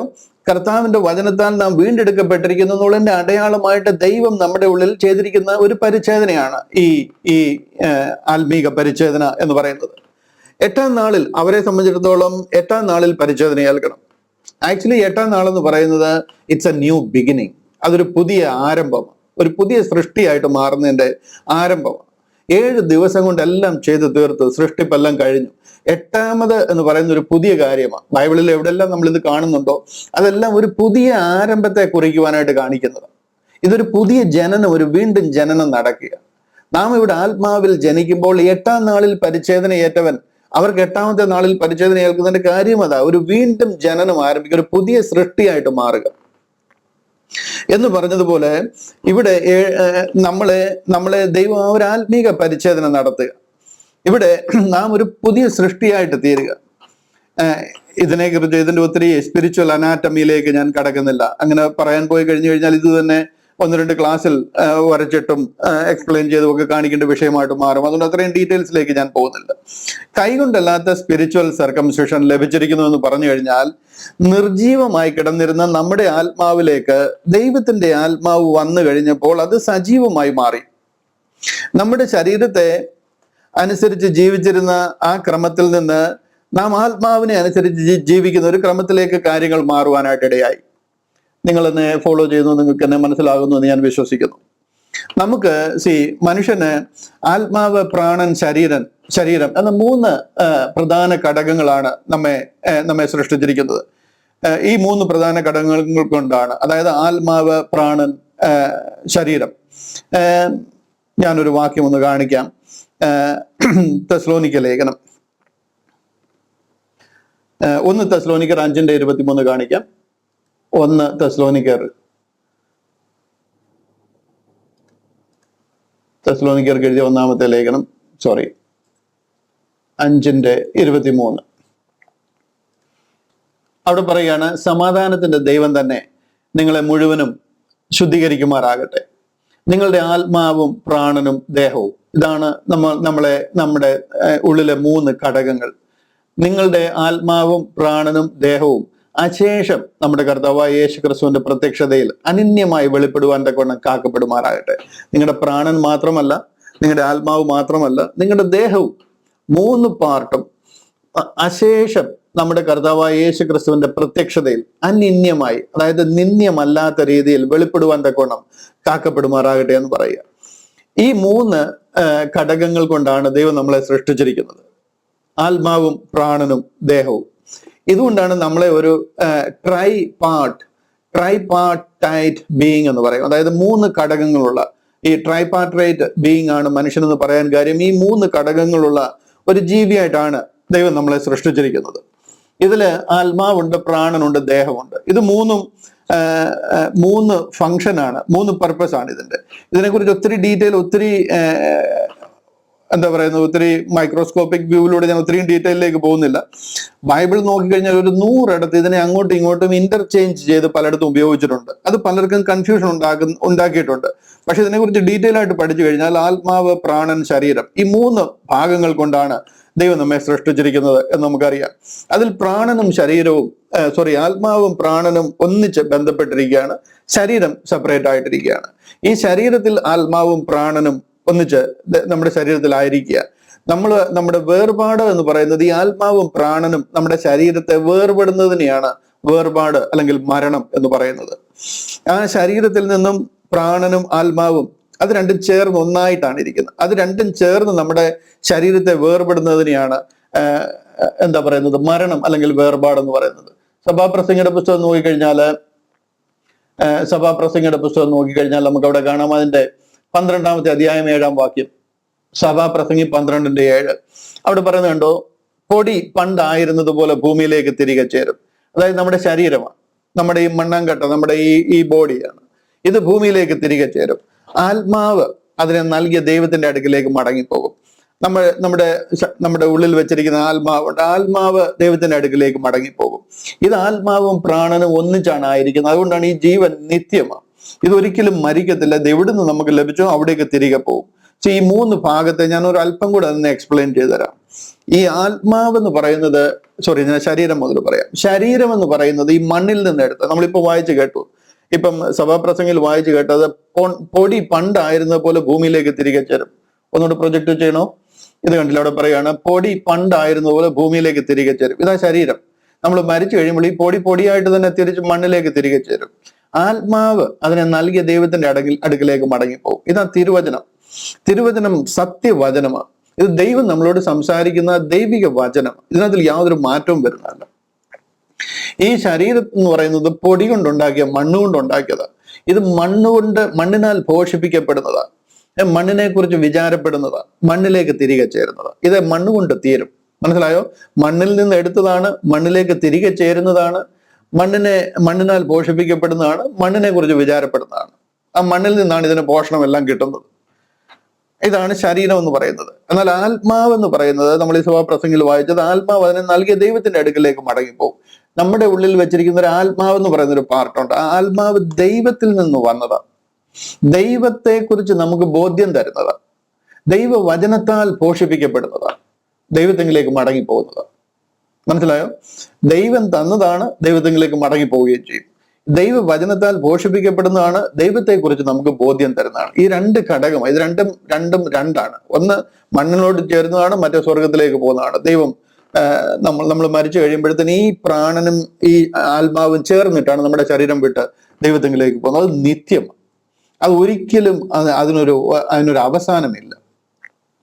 അതാണ് ദൈവത്തിന്റെ സന്നിധിയിൽ ആബാലവൃദ്ധം സിംഹാസനത്തിന് മുമ്പാകെ നിൽക്കുന്നത് ഞാൻ കണ്ടു എന്നൊക്കെ പറയുന്നത് നമ്മുടെ ആ ശരീരമാണ്.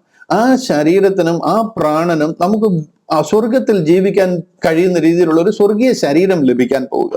നമുക്കൊരു അതിനെ ദൈവം വെക്കാൻ പോകുന്ന ഒരു സ്വർഗീയ ശരീരം നമുക്ക് സ്വർഗത്തിൽ ലഭിക്കാൻ പോകും, ഒരു പ്രത്യേക ശരീരമാണ്. അതിനെക്കുറിച്ച് പോൾ ഒത്തിരി അടുത്ത് അതിനെക്കുറിച്ച് എക്സ്പ്ലെയിൻ ചെയ്തിട്ടുണ്ട്. ആ ശരീരമാണ് നമുക്ക് ലഭിക്കാൻ പോകുന്നത്. വിണ്മയമാം ദൈവം വിണ്മയമായ ഒരു ശരീരം നമുക്ക് തരാൻ പോവുകയാണ്. ഈ മത്സ്യങ്ങളുടെ ശരീരം വേറെ, പക്ഷികളുടെ ശരീരം വേറെ, നക്ഷത്രങ്ങളുടെ തേജസ് വേറെ, നക്ഷത്രം തമ്മിലുള്ള തേജസ് വേറെ എന്നൊക്കെ പറഞ്ഞ് പോൾ ഒത്തിരി എടുത്ത് അതിനെ എക്സ്പ്ലെയിൻ ചെയ്തിട്ടുണ്ട്.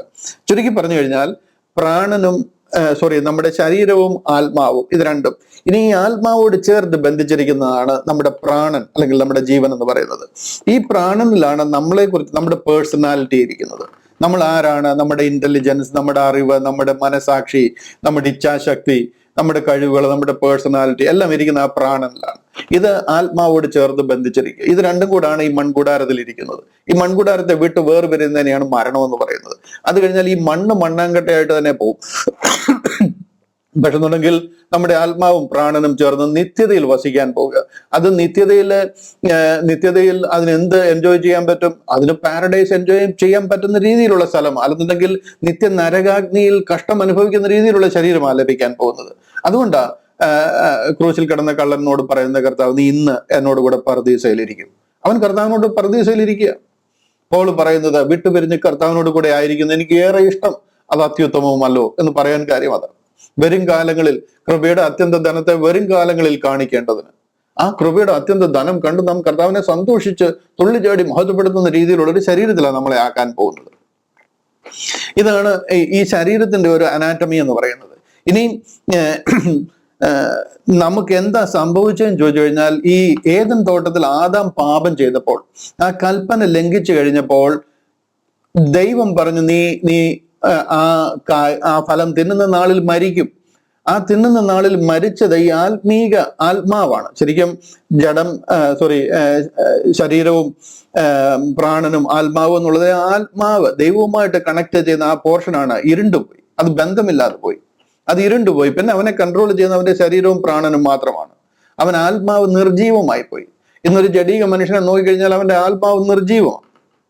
അതുകൊണ്ട് തന്നെ അവൻ സത്യദൈവത്തെ അറിയുന്നില്ല, സത്യദൈവത്തെ ആരാധിക്കണം എന്നുള്ള ആഗ്രഹം അവനില്ല. പല തെറ്റുകളിലും പെട്ട് അവൻ അങ്ങനെ ഈ ലോക ജീവിതം നയിച്ചു പോവുകയാണ്.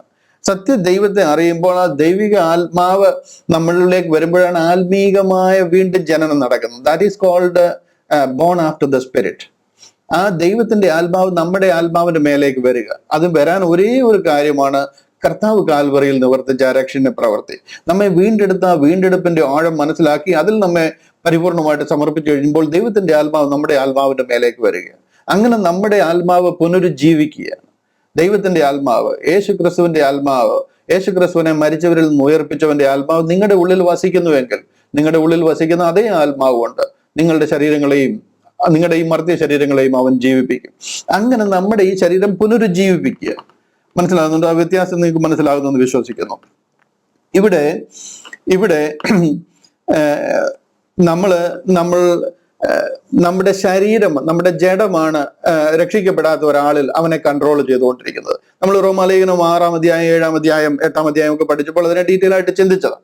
അവിടെ ഒക്കെ പറഞ്ഞ് നമ്മുടെ ആത്മാവ് നമ്മുടെ ശരീരത്തെ കൺട്രോൾ ചെയ്യണം, ആത്മാവിനെ അനുസരിച്ച് നടക്കണം, എന്നാൽ നാം ജഡത്തിന്റെ ഇഷ്ടം ചെയ്യത്തില്ല. ജഡത്തിന് നമ്മൾ വിട്ടുകൊടുത്തു കഴിഞ്ഞാൽ പിന്നെ ജഡത്തിൽ വസിക്കുന്നത് ഈ ലോകത്തിന്റെ ഇൻഫ്ലുവൻസും സാത്താന്യ ഇൻഫ്ലുവൻസുകളാണ്. അത് നമ്മെ നാശത്തിലേക്ക് നയിക്കുന്നതിനായിട്ട് ഇടയായി തീരും. റോമാലേഖനത്തിൽ നമ്മൾ ഇങ്ങനെയാ വായിച്ചത്. റോമാലേഖനം 6, 7, 8 അധ്യായങ്ങളിലൊക്കെ നമ്മൾ പഠിച്ചത്. 6-ാം അധ്യായം വരെ 6, 7 വാക്യങ്ങളൊന്ന് വായിച്ച് കേൾപ്പിക്കാം. റോമാലേഖനം 6-ാം അധ്യായം അതിന്റെ 6, 7 വാക്യങ്ങൾ. 6-ാം അധ്യായം അതിന്റെ 6, 7 വാക്യങ്ങൾ. അവിടെ ഇങ്ങനെ പറയുകയാണ്, നാം ഇനി പാപത്തിന് അടിമപ്പെടാതെ വണ്ണം പാപശരീരത്തിന് നീക്കം വരേണ്ടതിന് നമ്മുടെ പഴയ മനുഷ്യൻ അവനോടുകൂടെ ക്രൂശിക്കപ്പെട്ടു എന്ന് നാം അറിയുന്നു. നമ്മുടെ ശരീരം നമ്മിലേക്ക് നാം ആത്മാവിൽ ജീവിച്ചു കഴിയുമ്പോൾ നമ്മുടെ ജഡം ഡെഡായി പോവുകയാണ്. നമ്മുടെ ആത്മാവ് ജീവൻ പ്രാപിച്ചു കഴിയുമ്പോഴത്തേന്, ഇതിനു മുൻപ് ജഡം ശക്തമായിരുന്നു, പ്രാണൻ ആ ജഡത്തിലായിരുന്നു, ആത്മാവ് ഡെഡായിരുന്നു. എന്നാൽ ഇപ്പോൾ നമ്മൾ ആത്മാവിൽ വീണ്ടും ജനിച്ചു കഴിഞ്ഞപ്പോഴത്തേന് ആത്മാവ് പുനരുജ്ജീവിച്ചിരിക്കുക, ആത്മാവ് ശക്തമായിരിക്കുകയാണ്, ജഡം അതുപോലെ തന്നെയാണ്, നമ്മുടെ പ്രാണൻ അതുപോലെ തന്നെയാണ്. നമ്മുടെ ജഡം ഡെഡായി പോയിരിക്കുക. അങ്ങനെ ജഡത്തിന് പിന്നെ പൊങ്ങാൻ ഇടയാകരുത്, ജഡം തല പൊക്കാൻ ഇടയാകരുത്, ജഡത്തിനെ അനുസരിച്ച് നാം ജീവിക്കാൻ ഇടയാകരുത്. ഇവിടെയാണ് ആ പരിച്ഛേദനയുടെ പ്രസക്തി വരുന്നത്. ജഡം നമ്മളെ കൺട്രോൾ ചെയ്യാനായിട്ട് ഇടയായി തീരരുത്. ഇവിടെ അടുത്ത വാക്യം കണ്ടില്ലയോ? 7-ാമത്തെ വാക്യം. അങ്ങനെ മരിച്ചവർ പാപത്തിൽ നിന്ന് മോചനം പ്രാപിച്ചിരിക്കുന്നു. ഇങ്ങനെ ഒരു അവസ്ഥയിലാണ് നമ്മൾ ആയിരിക്കാൻ പോകുന്നത്. അവണ്ണം നിങ്ങളും പാപസംബന്ധമായി മരിച്ചവരെന്നും ക്രിസ്തു യേശുവിൽ ദൈവത്തിന് ജീവിക്കുന്നവരെന്നും നിങ്ങളെ തന്നെ എണ്ണുവീൻ. ആകയാൽ പാപം നിങ്ങളുടെ മർത്യ ശരീരത്തിൽ അതിന്റെ മോഹങ്ങളെ അനുസരിക്കുമാറ് ഇനി വാഴരുത്. ചുരുക്കി പറഞ്ഞു കഴിഞ്ഞാൽ, വീണ്ടും ജനിച്ച നാം ആത്മാവിനെ അനുസരിച്ച് ജീവിക്കണം. കാര്യം ആത്മാവ് ദൈവത്തിൽ നിന്ന് വന്നിരിക്കുക, ആ ആത്മാവ് പുനരുജ്ജീവിച്ചിരിക്കുക, സജീവമായിരിക്കുക. അതും ജഡവുമായിട്ടുള്ള ഒരു പരിച്ഛേദന, ഒരു വേർപെടൽ നടന്നിരിക്കുക. അങ്ങനെ ആത്മീക പരിച്ഛേദന നമ്മിൽ ഉണ്ടായിരിക്കുക. ആത്മാവിനാൽ നാം വീണ്ടും ജനിച്ചിരിക്കുന്നതിന്റെ മുദ്രയാ ഈ ആത്മീക പരിച്ഛേദന എന്ന് പറയുന്നത്. എവിടെ മുദ്ര വീണു എന്ന് ചോദിച്ചു കഴിഞ്ഞാൽ, പരിശുദ്ധ ആത്മാവിനാൽ നമ്മളെ മുദ്ര ഇട്ടിരിക്കുക. അത് നമുക്ക് കാണാൻ കഴിയത്തില്ല. അത് ആത്മാവിലുള്ളൊരു മുദ്രയാണ്. നാമും ദൈവവുമായിട്ടുള്ള ഒരു ആത്മീക ബന്ധത്തിലേക്ക് വന്നിരിക്കുന്നതിന്റെ മുദ്രയാ പരിശുദ്ധ ആത്മാവിനാലുള്ള ആ മുദ്ര, അല്ലെന്നുണ്ടെങ്കിൽ ആ പരിച്ഛേദന, ആത്മീക പരിച്ഛേദന എന്ന് പറയുന്നത്. അതുകൊണ്ടാണ് ഫിലിപ്പിയ ലേഖനം 3-ാം അധ്യായം അതിന്റെ 3-ാം വാക്യത്തിൽ പറയുന്നത് നാമല്ലോ പരിച്ഛേദനക്കാരെന്ന് പറയാൻ കാര്യം. ഇത് കണ്ടില്ലയോ? ഇവിടെ പറയുകയാണ്, ഫിലിപ്പിയ ലേഖനം 3-ാം അധ്യായം 3-ാം വാക്യം. അവിടെ പറയുന്നത് നാമല്ലോ പരിച്ഛേദനക്കാർ, ദൈവത്തിന്റെ ആത്മാവ് കൊണ്ട് ആരാധിക്കുകയും ക്രിസ്തു യേശുവിൽ പ്രശംസിക്കുകയും ജഡത്തിൽ ആശ്രയിക്കാതിരിക്കുകയും ചെയ്യുന്ന നാം തന്നെ. ഇതാണ് ആത്മീക പരിച്ഛേദന എന്ന് പറയുന്നത്. ഈ പരിച്ഛേദനയാണ് നമുക്ക് ലഭിച്ചിരിക്കുന്നത്. ഇങ്ങനെ ഒരു പരിച്ഛേദന ലഭിച്ചു എന്ന് പറയുന്നതിന്റെ അർത്ഥം നമുക്ക് എന്ത് പാപവും ചെയ്യാമെന്നോ, ജഡത്തിലും ആത്മാവും തമ്മിൽ ഇനി ഒരു ബന്ധവുമില്ല, ആത്മാവിനെ ജഡത്തിൽ നിന്നും മുറിച്ചു മാറ്റിയിരിക്കുന്നു, അതുകൊണ്ട് you can leave any odd way you like എന്ന് പറയുന്ന രീതി അല്ല അതിന്റെ അർത്ഥം. അതല്ല ഇതിന്റെ അർത്ഥം. നമ്മുടെ ജഡത്തെയും നമ്മുടെ ആത്മാവിനെയും തമ്മിൽ വേർതിരിക്കുന്ന ഒരു പരിച്ഛേദന ദൈവം കൈകൊണ്ടല്ലാത്ത ആത്മാവിൽ ഒരു പരിച്ഛേദന ചെയ്തിരിക്കുക. അതിന്റെ അടയാളമായിട്ട് നമ്മെ ദൈവം മുദ്രയിട്ടിരിക്കുന്നു, പരിശുദ്ധ ആത്മാവിനാൽ മുദ്രയിട്ടിരിക്കുന്നു എന്നുള്ളതിന്റെ അടയാളമായിട്ട് ആ പരിച്ഛേദന നമ്മിൽ വന്നിരിക്കുക. ഇതൊന്നും നമുക്ക് പാപം ചെയ്യാനുള്ള ലൈസൻസോ അല്ലെങ്കിൽ എങ്ങനെയും ജീവിക്കാനുള്ള അനുമതിയോ ഒന്നുമല്ല. യഹൂദന് കൈകൊണ്ടുള്ള പരിച്ഛേദനയായിരുന്നു. അതുകൊണ്ട് ആ ഫോർസ്കിൻ മുറിച്ചു മാറ്റി കഴിഞ്ഞപ്പോൾ പിന്നെ അതും ശരീരവുമായിട്ട് ഒരു ബന്ധവുമില്ല. ബന്ധമില്ല എന്നുണ്ടെങ്കിൽ പിന്നെ അവന് ശരീരത്തിൽ എന്ത് പാപം ചെയ്യാന്നാണോ അതിന്റെ അർത്ഥം? ഒരിക്കലുമല്ല. ഇവിടെ നമുക്ക് ആത്മീക പരിച്ഛേദന എന്ന് പറയുന്നത് ആത്മാവ് നമ്മുടെ ആത്മാവിന്റെ മേലെ വന്നിരിക്കുക. നാം ആ ആത്മാവിനെ അനുസരിച്ച് നടക്കണം. ആ ആത്മാവ് വേണം നമ്മെ കൺട്രോൾ ചെയ്യാൻ. നമ്മുടെ ജഡശരീരം പിന്നെ അതിനെ കൺട്രോൾ ചെയ്യുന്ന ലെവലിലേക്ക് പോകല്ല. ഗലാത്യ ലേഖനവും റോമാ ലേഖനവും മുഴുവനും ഇതാ പഠിപ്പിക്കുന്നത്. ഇതിനെയാണ് ആത്മീക പരിച്ഛേദന അല്ലെങ്കിൽ സ്പിരിച്വൽ സർക്കംസിഷൻ എന്ന് പറയുന്നത്. ഇവിടെ എല്ലാം വേറെ ഓപ്പറേഷനോ വേറെ കട്ടിങ്ങോ ഫിറ്റിങ്ങോ ഒന്നുമില്ല. ഇതാണ് ആത്മാവിൽ നടക്കുന്ന കാര്യമാണ്. ഈ വിഷയത്തിൽ നിങ്ങൾ ഉറപ്പും ധൈര്യമുള്ളവരായിരിക്കണം. ആരും നിങ്ങളെ ഇത്തരം കട്ടിയുള്ള വാക്കുകളൊക്കെ പറഞ്ഞ് പേടിപ്പിക്കുന്നതിനും നിങ്ങൾക്ക് അറിയാൻ വയ്യാത്ത എന്തൊക്കെയോ സംഗതികൾ ഇതിനകത്തിലുണ്ട് എന്നുള്ള രീതിയിൽ ചൂഷണം ചെയ്യാനും ഇടയാക്കരുത് എന്ന് ഞാൻ ഓർപ്പിക്കുക. ക്രിസ്തുവിന്റെ രക്തത്താൽ വീണ്ടെടുക്കപ്പെട്ട ഒരാളുടെ രക്ഷ നഷ്ടമാകത്തില്ല എന്നുള്ളത് വാസ്തവമാണ്. കാരണം അത് സോൺലി പ്യുവർലി കർത്താവിന്റെ ദാനമാണ്. അതൊരു പ്രവർത്തിക്കും ഒരു പ്രവൃത്തിയുടെയും ഫലമായിട്ട് നിങ്ങൾക്ക് ലഭിച്ചതല്ല. ഇത് നമുക്കറിയാവുന്ന കാര്യമാണ്. പക്ഷെ എന്നിരുന്നാലും ചിലരൊക്കെ ചോദിക്കാറുണ്ട്, ഒത്തിരി റെഫറൻസുകൾ ബൈബിളിൽ നിന്ന് എടുത്ത് കാണിക്കാറുണ്ട്, എന്താണ് പിന്നെ ബൈബിളിൽ ഇങ്ങനെ പറഞ്ഞിരിക്കുന്നത്? എബ്രായ ലേഖനത്തിൽ പറയുന്നുണ്ട് 6-ാം അധ്യായം 4 മുതൽ 6 വരെയുള്ള വാക്യങ്ങൾ നോക്കിക്കഴിഞ്ഞാൽ, ഞാൻ ആ പരിച്ഛേദനയുള്ള ഭാഗത്ത് നിന്ന് മാറിയ എന്തുകൊണ്ടാണ് നമ്മുടെ രക്ഷ നഷ്ടമാകുമെന്ന് പറയുന്നത് എന്നുള്ളതിന്റെ ഭാഗമാണ് ഞാനിപ്പോൾ കാണിക്കുന്നത്. എബ്രായ ലേഖനം 6-ാം അധ്യായം അതിന്റെ 4 മുതലുള്ള ചില വാക്യങ്ങൾ ഞാനൊന്ന് പ്രൊജക്ട് ചെയ്യാം. എബ്രായ ലേഖനം 6-ാം അധ്യായം അതിന്റെ 4 മുതലുള്ള വാക്യങ്ങൾ. അവിടെ പറയുന്നു, ഒരിക്കൽ പ്രകാശനം ലഭിച്ചിട്ട് സ്വർഗീയ ദാനം ആസ്വദിക്കുകയും പരിശുദ്ധ ആത്മാവിനെ പ്രാപിക്കുകയും ദൈവത്തിന്റെ നല്ല വചനവും വരുവാനുള്ള ലോകത്തിന്റെ ശക്തിയും ആസ്വദിക്കുകയും ചെയ്തവർ പിന്മാറിപ്പോയാൽ തങ്ങൾക്ക് തന്നെ ദൈവപുത്രനെ വീണ്ടും ക്രൂശിക്കുന്നവരും അവന് ലോകാപവാദം വരുത്തുന്നവരും ആകൊണ്ട് അവരെ പിന്നെയും മാനസാന്തരത്തിലേക്ക് പുതുക്കുവാൻ കഴിവുള്ളതല്ല. ഈ വാക്യം ഒക്കെ പ്രൊജക്ട് ചെയ്തിട്ട് എടുത്ത് കാണിച്ചിട്ട് ചോദിക്കും, ബ്രദർ ഇത് കണ്ടില്ലേ, താങ്കളല്ലേ പറയുന്നത് രക്ഷ നഷ്ടമാകത്തില്ല എന്ന്. പക്ഷെ ഇവിടെ പറയുന്നത് കണ്ടില്ലയോ, ഇവിടെ ലോകത്തിന്റെ ശക്തിയും ആസ്വദിക്കുകയും ചെയ്തവർ പിന്മാറിപ്പോയാൽ തങ്ങൾക്ക് തന്നെ ദൈവപുത്രനെ വീണ്ടും ക്രൂശിക്കുന്നവരും അവന് ലോകാപവാദം വരുത്തുന്നവരും കൊണ്ട് അവരെ പിന്നെയും മാനസാന്തരത്തിലേക്ക് പുതുക്കുവാൻ കഴിവുള്ളതല്ല. ഇത് പറഞ്ഞ് പലരും നമ്മളോട് ചോദ്യങ്ങൾ ചോദിക്കാറുണ്ട്. ഇതൊക്കെ അടിസ്ഥാനപരമായിട്ട് ഉള്ള കാര്യങ്ങളാണ്. നമുക്ക് ഇത് ആർക്ക് വേണ്ടി ഈ വചനം പറഞ്ഞിരിക്കുന്നു, തിരുവചനത്തിൽ അത് ആർക്ക് എഴുതിയിരിക്കുന്നു എന്ന് അറിയത്തില്ല എന്നുണ്ടെങ്കിൽ അവിടുന്ന് ഇവിടുന്ന് എല്ലാം എടുത്ത് നമ്മുടെ പ്ലേറ്റിൽ ഇട്ട് കഴിഞ്ഞാൽ കംപ്ലീറ്റ് ഒരു കൺഫ്യൂഷനിലായിപ്പോ നിങ്ങൾ. Rightly divide the word of truth. ഇത് എബ്രായ ലേഖനമാണ്, എബ്രായരോട് പറഞ്ഞിരിക്കുന്ന ലേഖനമാണ്. എബ്രായരെ നാം ഇവിടുന്ന് ചേർക്കപ്പെട്ടതിന് ശേഷം, റാപ്ചറിൽ ചേർക്കപ്പെട്ടതിന് ശേഷം എബ്രായരെ യഥാസ്ഥാനപ്പെടുത്തുന്ന ഒരു വലിയ ഫേസിലേക്ക് കാര്യങ്ങൾ മാറുക. അതിനുള്ള ഒരു വിഷയം, അതിനുള്ള എല്ലാ രാഷ്ട്രീയ അന്തരീക്ഷവും തയ്യാറായി കഴിഞ്ഞിരിക്കുക. ഈ സമയത്ത് കർത്താവിന്റെ വരവായി നാം പോയി കഴിഞ്ഞാൽ അടുത്തത് നടക്കേണ്ട ഈവന്റ് എന്ന് പറയുന്നത് യഹൂദനെ യഥാസ്ഥാനപ്പെടുത്തുക എന്നുള്ളൊരു ഈവന്റാണ്. ആ സമയത്ത് അവർക്ക് വേണ്ടി എഴുതിയിരിക്കുന്ന ഉപദേശമായ എബ്രായ ലേഖനം 6-ാം അധ്യായത്തിൽ അവർക്ക് വേണ്ടി പറഞ്ഞിരിക്കുന്ന കാര്യങ്ങളാണ് എൻ്റെ 4-ാം വാക്യത്തിൽ പറഞ്ഞു തുടങ്ങുന്നത്. 4-ാം വാക്യത്തിൽ അതിന്റെ 4-ാം വാക്യത്തിൽ ഇങ്ങനെയാണ്,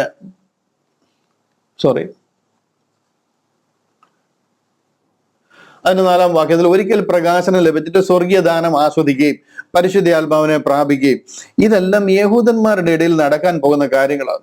നമ്മോട് പറഞ്ഞിരിക്കുന്ന വിഷയമോ ഇന്നത്തെ കൃപായുഗത്തിലുള്ള ക്രിസ്തീയ വിശ്വാസികളോട് പറഞ്ഞിരിക്കുന്ന ഉപദേശമല്ല ഇത്. Unless you rightly divide you will not understand this truth. ഇത് എബ്രായർക്ക് എഴുതിയ ലേഖനമാണ്.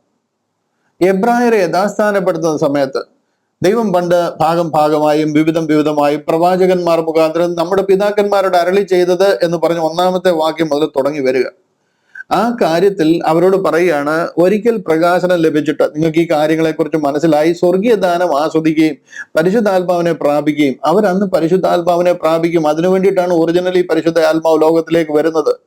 അപ്പോസ്തല പ്രവൃത്തികൾ 2-ാം അധ്യായത്തിൽ നടക്കുന്ന പരിശുദ്ധാത്മാ പ്രാപണമൊക്കെ അത് തന്നെയാണ്. അന്യഭാഷകൾ സംസാരിക്കുകയും അത്ഭുതങ്ങളും അടയാളങ്ങളും വീര്യപ്രവൃത്തികളും ഒക്കെ അവരുടെ ഇടയിൽ നടക്കുകയും ഒക്കെ ചെയ്യും. അങ്ങനെ ചെയ്ത ഒരാള് ദൈവത്തിന്റെ നല്ല വചനവും വരുവാനുള്ള ലോകത്തിന്റെ, അതേതാ വരുവാനുള്ള ലോകം? ഇമ്മീഡിയറ്റ്ലി ആഫ്റ്റർ ദാറ്റ് സ്വർഗരാജ്യത്തിലേക്ക് അവർ കടക്കാൻ പോവുകയാണ്. 1000 ആണ്ടിലേക്ക് അവർ കടക്കാൻ പോവുകയാണ്. കർത്താവ് രാജാവായിട്ട് വരാൻ പോവുകയാണ്. ശക്തിയും ആസ്വദിക്കുകയും ചെയ്തവർ, പരിശുദ്ധ ആത്മാവിൽ ആ ശക്തി ആസ്വദിച്ചവർ പിന്മാറിപ്പോയാൽ എന്തുകൊണ്ട് അവർ പിന്മാറും? കാര്യം അവർക്ക് അതുപോലുള്ള ടോർച്ചറിങ് ആ സമയത്തുണ്ടാകുന്നത്. സാത്താൻ ആരെ വിഴുങ്ങണ്ടെന്ന് കരുതി അലർന്ന സിംഹം പോലെ ഭൂമിയിൽ ഇറങ്ങി വന്നിരിക്കുക. അവനെ സ്വർലോകത്തിൽ നിന്നും വെട്ടി ഭൂമിയിൽ ഇട്ടേക്കുക. അവനങ്ങനെ 666 അവനങ്ങനെ ആരെ വിഴുങ്ങണമെന്ന് കരുതി അവന്റെ അവസാന നിമിഷങ്ങൾ അവനറിയാം, അല്പകാലമേ ഇനി ബാക്കിയുള്ളൂ എന്ന് അറിഞ്ഞിട്ട് അവൻ തന്റെ വാലുകൊണ്ട് നക്ഷത്രങ്ങൾ, ആകാശത്തിലെ നക്ഷത്രങ്ങളിൽ 1/3 ചുരുട്ടി വാരി എറിഞ്ഞ് അതികോപത്തോട് നിൽക്കുക. ആകാശത്തിലെ 1/3 നക്ഷത്രങ്ങൾ എന്നൊക്കെ പറയുന്നത് സ്വർലോകത്തിലെ ദൂതന്മാരിൽ 1/1 അവന്റെ കയ്യിലാണ്. അവരെയും കൊണ്ട് ഭൂമിയിലേക്ക് ഇറങ്ങി വന്നിരിക്കുക. ഇവിടെ ഭൂമിയിൽ അവന്റെ കഷ്ടം അഴിച്ചു വിട്ടിരിക്കുക. അതാണ് യഹൂദൻ അയ്യോ കഷ്ടം എന്ന് പറയുന്ന, യാക്കോബിന് അയ്യോ കഷ്ടം എന്ന് പറയുന്ന മഹാകഷ്ടകാലം. ആ കഷ്ടകാലത്തിൽ അവരെ ആ കഷ്ടത്തിൽ കൂടെ രക്ഷിക്കുന്ന കാര്യമാണ് ആ സമയത്തേക്ക് എഴുതിയിരിക്കുന്ന വാക്യമായ എബ്രായ ലേഖനം എന്ന് പറയുന്നത്. ഈ എബ്രായ ലേഖനം മുതൽ അങ്ങോട്ടുള്ള വെളിപ്പാട് വരെയുള്ള എല്ലാ ലേഖനങ്ങളും, പത്രോസ് അപ്പോസ്തലനും യോഹന്നാൻ അപ്പോസ്തലനും യൂദ അപ്പോസ്തലനും യാക്കോബ് അപ്പോസ്തലനും എല്ലാം എഴുതിയിരിക്കുന്ന ഇവർക്ക് വേണ്ടിയിട്ട്, അന്ത്യകാലത്തിന്റെ സെറ്റിങ്ങിൽ അവരെ രക്ഷിക്കാൻ വേണ്ടി എഴുതിയിരിക്കുന്നതും അവരോടുള്ള ഉപദേശങ്ങളുമാണ്. അതെല്ലാം കൂടി നമ്മൾ എടുത്തിട്ട് ഇത് നമ്മുടെ ഉപദേശമാണെന്നും പറഞ്ഞ് ഈ ഉപദേശമൊക്കെ നമ്മുടേതാണെന്ന് പറഞ്ഞ് എടുത്തു കഴിഞ്ഞാൽ കാൽവറി എന്തിനാണെന്ന് പോലും നിങ്ങൾ അറിയാതെ പോവാം. കാൽവറിയുടെ ക്രൂശിന്റെ മഹത്വം ഇതുപോലുള്ള ഒത്തിരി സംഗതികൾ കവർന്നിരിക്കുക. ക്രിസ്ത്യാനി അതുപോലെ ഇരുട്ടിൽ തള്ളിയിരിക്കുക. ഈ ലോകത്തിന്റെ സത്യം ആസ്വദിക്കുകയും ചെയ്തവർ പിന്മാറിപ്പോയാൽ, അവർ ബൈ ചാൻസ് പിന്മാറിപ്പോയിട്ടുണ്ടെന്നുണ്ടെങ്കിൽ എന്ത് സംഭവിക്കാന്നറിയാമോ? ഈ ലോകത്തിൽ എന്താണെന്നറിയാം, നമ്മൾ പോയി കഴിഞ്ഞാൽ അവിടെ 7 വർഷത്തെ സാത്താന്റെ വാഴ്ച ആരംഭിക്കുക. ഇവിടെ നമ്മൾ പോയി കഴിഞ്ഞാൽ അടുത്ത് നടക്കുന്ന വെളിപ്പാട് പുസ്തകത്തിന്റെ ഒരു ഭാഗം ഞാൻ വായിച്ചു കേൾപ്പിക്കാം. വെളിപ്പാട് പുസ്തകം 14-ാം അധ്യായം അതിന്റെ 9 മുതൽ 11 വരെയുള്ള വാക്യങ്ങൾ വായിച്ചു കേൾപ്പിക്കാം. ഇത് നോക്കിയേ. 3ാമത് വേറൊരു ദൂതൻ അവരുടെ പിന്നാലെ വന്ന് അത്യുച്ചത്തിൽ പറഞ്ഞത്, മൃഗത്തെയും അതിന്റെ പ്രതിമയെയും നമസ്കരിച്ച് നെറ്റിയിലോ കൈമേലോ മുദ്ര ഏൽക്കുന്നവൻ. ഈ മുദ്ര ഏൽക്കണം എന്നുള്ളത് മസ്റ്റാ. നിങ്ങൾ ഈ മുദ്ര ഏൽക്കാതെ വീട്ടിൽ മറഞ്ഞിരിക്കാൻ പറ്റും 1 ദിവസം, 2 ദിവസം പറ്റും. ഒരു സംഗതി നിങ്ങൾക്ക് ലഭിക്കത്തില്ല. ക്വാറന്റൈൻ എന്ന് പറഞ്ഞു കഴിഞ്ഞാൽ ഉലകത്തിൽ കണ്ടിട്ടില്ലാത്ത ക്വാറന്റൈനാണ്. ഉലകം ആരംഭിച്ചതുപോലെ ഇന്ന് വരെ ഇല്ലാത്ത മഹാകഷ്ടമാണ്. ദൈവം കൈവിട്ടിരിക്കുക. ദൈവം യഹൂദന്റെ ഇടയിൽ യാക്കോബിന്റെ കഷ്ടം എന്ന് പറയുന്ന മഹാകഷ്ടകാലം അയച്ചിരിക്കുക. ദൈവത്തിന്റെ ശിക്ഷാവിധി, ന്യായവിധി അയച്ചിരിക്കുക. ഇവിടെ ദൈവം ഒരു കരുണയും കാണിക്കത്തില്ല. ഇവിടുന്ന് കൈവിടപ്പെട്ടു പോയ ജാതികൾ കഷ്ടം എന്ന് പറഞ്ഞു കഴിഞ്ഞാൽ എന്ത് കഷ്ടമെന്നാണ് ഞാൻ പറയേണ്ടതെന്ന് അറിയത്തില്ല. യഹൂദനെ ടാർഗറ്റ് ചെയ്തിട്ടുള്ള കാര്യങ്ങളാണ് ഇവിടെ നടക്കുന്നത്.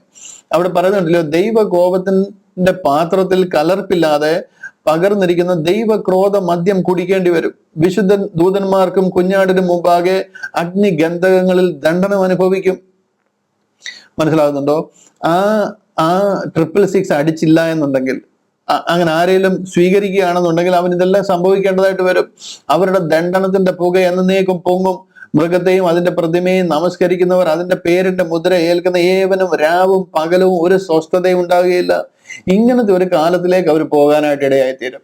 അതുകൊണ്ടാണ് ഈ റോമാലേഖനം 6:4 പറയുന്നത്, ഇവർക്ക് ആ സമയത്ത് ഏറ്റവും വലിയ ടെംപ്റ്റേഷൻ ഉണ്ടായിക്കൊണ്ടേയിരിക്കും. ഇവരെയാണ് ടാർഗറ്റ് ചെയ്യുന്നത്.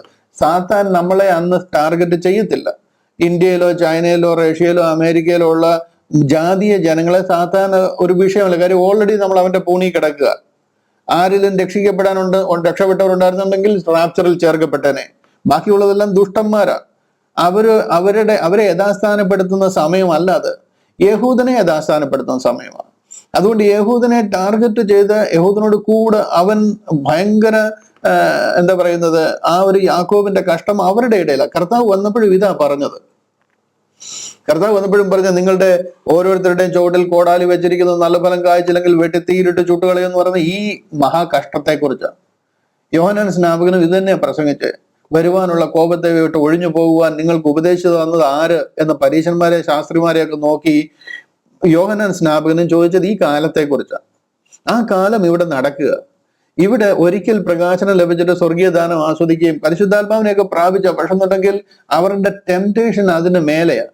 ദൈവത്തിന്റെ നല്ല വചനവും വരുവാനുള്ള ലോകത്തിന്റെ ശക്തിയും ആസ്വദിക്കുകയും ചെയ്തവർ പിന്മാറിപ്പോയാൽ, അങ്ങനെ ആ സമയത്ത് ആരെങ്കിലും പിന്മാറിപ്പോയാൽ തങ്ങൾക്ക് തന്നെ ദൈവപുത്രനെ വീണ്ടും ക്രൂശിക്കുന്നവരും അവന് ലോകാപവാദം വരുത്തുന്നവരും അതുകൊണ്ട് അവരെ പിന്നെയും മാനസാന്തരത്തിലേക്ക് പുതുക്കാൻ കഴിവുള്ളതല്ല.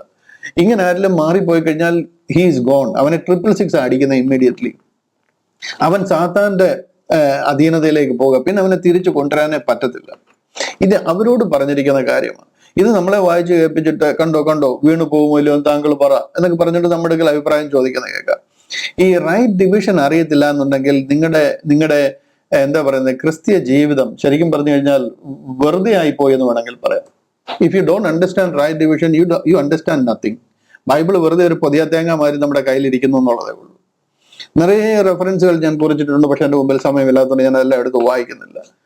ഇതുപോലുള്ള ഒത്തിരി ചോദ്യങ്ങൾ ഒന്നുകിൽ വേറെ ഏതെങ്കിലും ഡിസ്പെൻസേഷൻ വേണ്ടി പറഞ്ഞിരിക്കുന്ന, അല്ലെങ്കിൽ വേറെ ഏതെങ്കിലും കാര്യങ്ങൾക്ക് വേണ്ടിയിട്ട്. രക്ഷയിൽ നിന്ന് നഷ്ടപ്പെട്ടു പോകുന്ന കാര്യമേ അല്ലായിരിക്കും അവിടെ പറഞ്ഞിരിക്കും. ഒന്നി ടെംപ്റ്റേഷനിലാകപ്പെടുന്ന കാര്യമായിരിക്കും, പരീക്ഷയിലാകപ്പെടുന്ന കാര്യമായിരിക്കും, അല്ലെന്നുണ്ടെങ്കിൽ നമ്മളെ ദൈവത്തിന്റെ സേവ ചെയ്യുന്നതിൽ നിന്ന് തടയുന്ന കാര്യത്തെക്കുറിച്ചായിരിക്കും വീണു പോകുന്നൊക്കെ പറയുന്നത്. അപ്പൊ ഇങ്ങനെ ഒത്തിരിയും കാര്യങ്ങളെ തെറ്റിദ്ധരിപ്പിച്ചിട്ട് ഈ കാലഘട്ടങ്ങളിൽ ദൈവവചനത്തിൽ നിന്നും സത്യത്തിൽ നിന്നും ജനത്തെ, വിശ്വാസികളെ പ്രത്യേകിച്ച് അകറ്റുവാനായിട്ട് പല തന്ത്രങ്ങളും നടക്കും. ഇതുകൊണ്ട് തീർന്നില്ല, ഇത് വെറും ആരംഭം മാത്രമാണ്. ഇതുപോലുള്ള ഒത്തിരിയും കാര്യങ്ങൾ വരും. അത് കേൾക്കുമ്പോഴത്തേന് അതിന്റെ പുറകെ ചാടി പോകുന്നതിനിടയായി തീരാതെ, അല്ലെങ്കിൽ അവരുടെ കൂടെ ഗ്രൂപ്പിൽ കൂടിയിട്ട് അതിനെ പ്രൊമോട്ട് ചെയ്യാൻ പോകാനിടയായി തീരാതെ. ദൈവം ഇതെല്ലാം കാണുന്നുണ്ട്. നിങ്ങളും ദൈവവുമായിട്ടാണ് കണക്ക് തീർക്കേണ്ടത് എന്ന് ഓർക്കണം. അപ്പൊ അതുകൊണ്ട് ശരിയല്ല എന്ന് കണ്ടു കഴിഞ്ഞാൽ അവരെ വിട്ടേച്ച് മാറണം. അതാണ് ഞാൻ പറയുന്നത്. കാര്യം നമ്മള് ടെംപ്റ്റേഷനിൽ കൂടി, ഇതുപോലുള്ള പ്രലോഭനങ്ങളിൽ കൂടി കഷ്ടപ്പെട്ട് രക്ഷിക്കപ്പെടേണ്ട ആവശ്യമൊന്നുമില്ല. അത് ശരിയല്ല എന്ന് മനസ്സിലാക്കി കഴിഞ്ഞാൽ അവരെ മുറിച്ച് മാറ്റുക, ആ ഗ്രൂപ്പിൽ നിന്ന് മാറുക, അവരോടുള്ള സഹവാസം ബന്ദ് ചെയ്യുക. അതാണ് പൗലോസ് അപ്പോസ്തലൻ പറയുന്നത്. വിശ്വാസി എന്ന പേരുള്ള ഒരുവൻ അങ്ങനെ നിങ്ങളോട് ഇടപെടുന്നുണ്ടെന്നുണ്ടെങ്കിൽ അവനോട് കൂടെ ഭക്ഷണം കഴിക്കില്ല, അവനോട് കുശലം പറയുക പോലും ചെയ്യരുതെന്നാണ് പറയുന്നത്. എനിവേ, ആ ഭാഗം ക്ലിയർ ആയി എന്ന് ഞാൻ ആത്മാർത്ഥമായിട്ട് വിശ്വസിക്കുക. അടുത്ത ആഴ്ചയിൽ മുതൽ റോമാലേഖനം 12-ാം അധ്യായം നമ്മൾ പഠിച്ചു തുടങ്ങും. അവിടെ ദൈവത്തിന് വേണ്ടി എങ്ങനെ സേവ ചെയ്യാം എന്നുള്ള വിഷയമാണ് നമ്മളെ പഠിപ്പിക്കുന്നത്. അവിടെ ഒത്തിരി വലിയ ഹാർഡ് ആൻഡ് ഫാസ്റ്റ് റൂളുകളൊന്നുമില്ല. അതുകൊണ്ട് നമ്മൾ ഫാസ്റ്റായിട്ട് തന്നെ മിക്കവാറും ഓരോ ആഴ്ചയിൽ 1-1.5 ഒക്കെ ചാപ്റ്ററുകൾ കവർ ചെയ്യുന്ന രീതിയിൽ ഫാസ്റ്റ് ആയിട്ടായിരിക്കും പോകുന്നത്. അതിനകത്തിൽ ഇമ്പോർട്ടൻസ് ആയിട്ട് വല്ലതും വരികയാണെന്നുണ്ടെങ്കിൽ തീർച്ചയായിട്ടും അവിടെ നിന്ന് അതിനെ എക്സ്പ്ലെയിൻ ചെയ്യുന്നതായിരിക്കും. ദൈവം നമ്മളെ ധാരാളമായിട്ട് സഹായിക്കട്ടെ. ഈ ഒരു ഡസ്റ്റ്, ഈ ഒരു എന്താ പറയുന്നത്, ആ പൊങ്ങിയ ഒരു പൊടിപടലം എല്ലാം സെറ്റിൽ ഡൗൺ ആകുന്നു എന്ന് ഞാൻ വിശ്വസിക്കുന്നു. കൂടുതൽ ഈ വിഷയത്തിൽ പ്രശ്നങ്ങൾ ഉണ്ടെങ്കിൽ ആ വിഷയങ്ങളെ ഞങ്ങളോട് പങ്കുവെച്ചായിട്ട് കൂടുതൽ ഇതുപോലുള്ള ക്ലാസ്സുകളിൽ കൂടി അതിനെ ക്ലാരിഫൈ ചെയ്ത് തരാനായിട്ട് ശ്രമിക്കാം. എൽദോ ബ്രദറും ഇതിനോടുള്ള ബന്ധത്തിൽ തന്നെ പല വീഡിയോകളും ചെയ്യാൻ ക്ലാരിറ്റി തരാനായിട്ട് പ്ലാൻ ചെയ്യുന്നുണ്ട്. ദൈവം നമ്മളെ അതിനായിട്ട് സഹായിക്കട്ടെ. സത്യവചനത്തെ യഥാർത്ഥമായി പ്രസംഗിച്ചുകൊണ്ട് ഈ അന്ത്യകാലത്ത് ചുരുക്കം ചിലർക്ക് ലഭിച്ചിരിക്കുന്ന മഹാഭാഗ്യമായത്, അതിൽ വിഷം കലർത്താനിടയായി തീരാതെ സത്യവചനത്തെ യഥാർത്ഥമായി പ്രസംഗിച്ചുകൊണ്ട് ലജ്ജിപ്പാൻ സംഗതിയില്ലാത്ത വേലക്കാരായി കർത്താവിനെ കൊള്ളാവുന്നവരായി നിൽക്കുവാൻ ദൈവം നിങ്ങൾ ഓരോരുത്തരെയും സഹായിക്കട്ടെ എന്ന് പ്രാർത്ഥിക്കുകയും അനുഗ്രഹിക്കുകയും ചെയ്തുകൊണ്ട് വാക്കുകൾക്ക് വിരാമം കുറിക്കുന്നു. കർത്താവിന്റെ കൃപ നമ്മോട് കൂടെ ഇരിക്കുമാറാകട്ടെ. God bless you.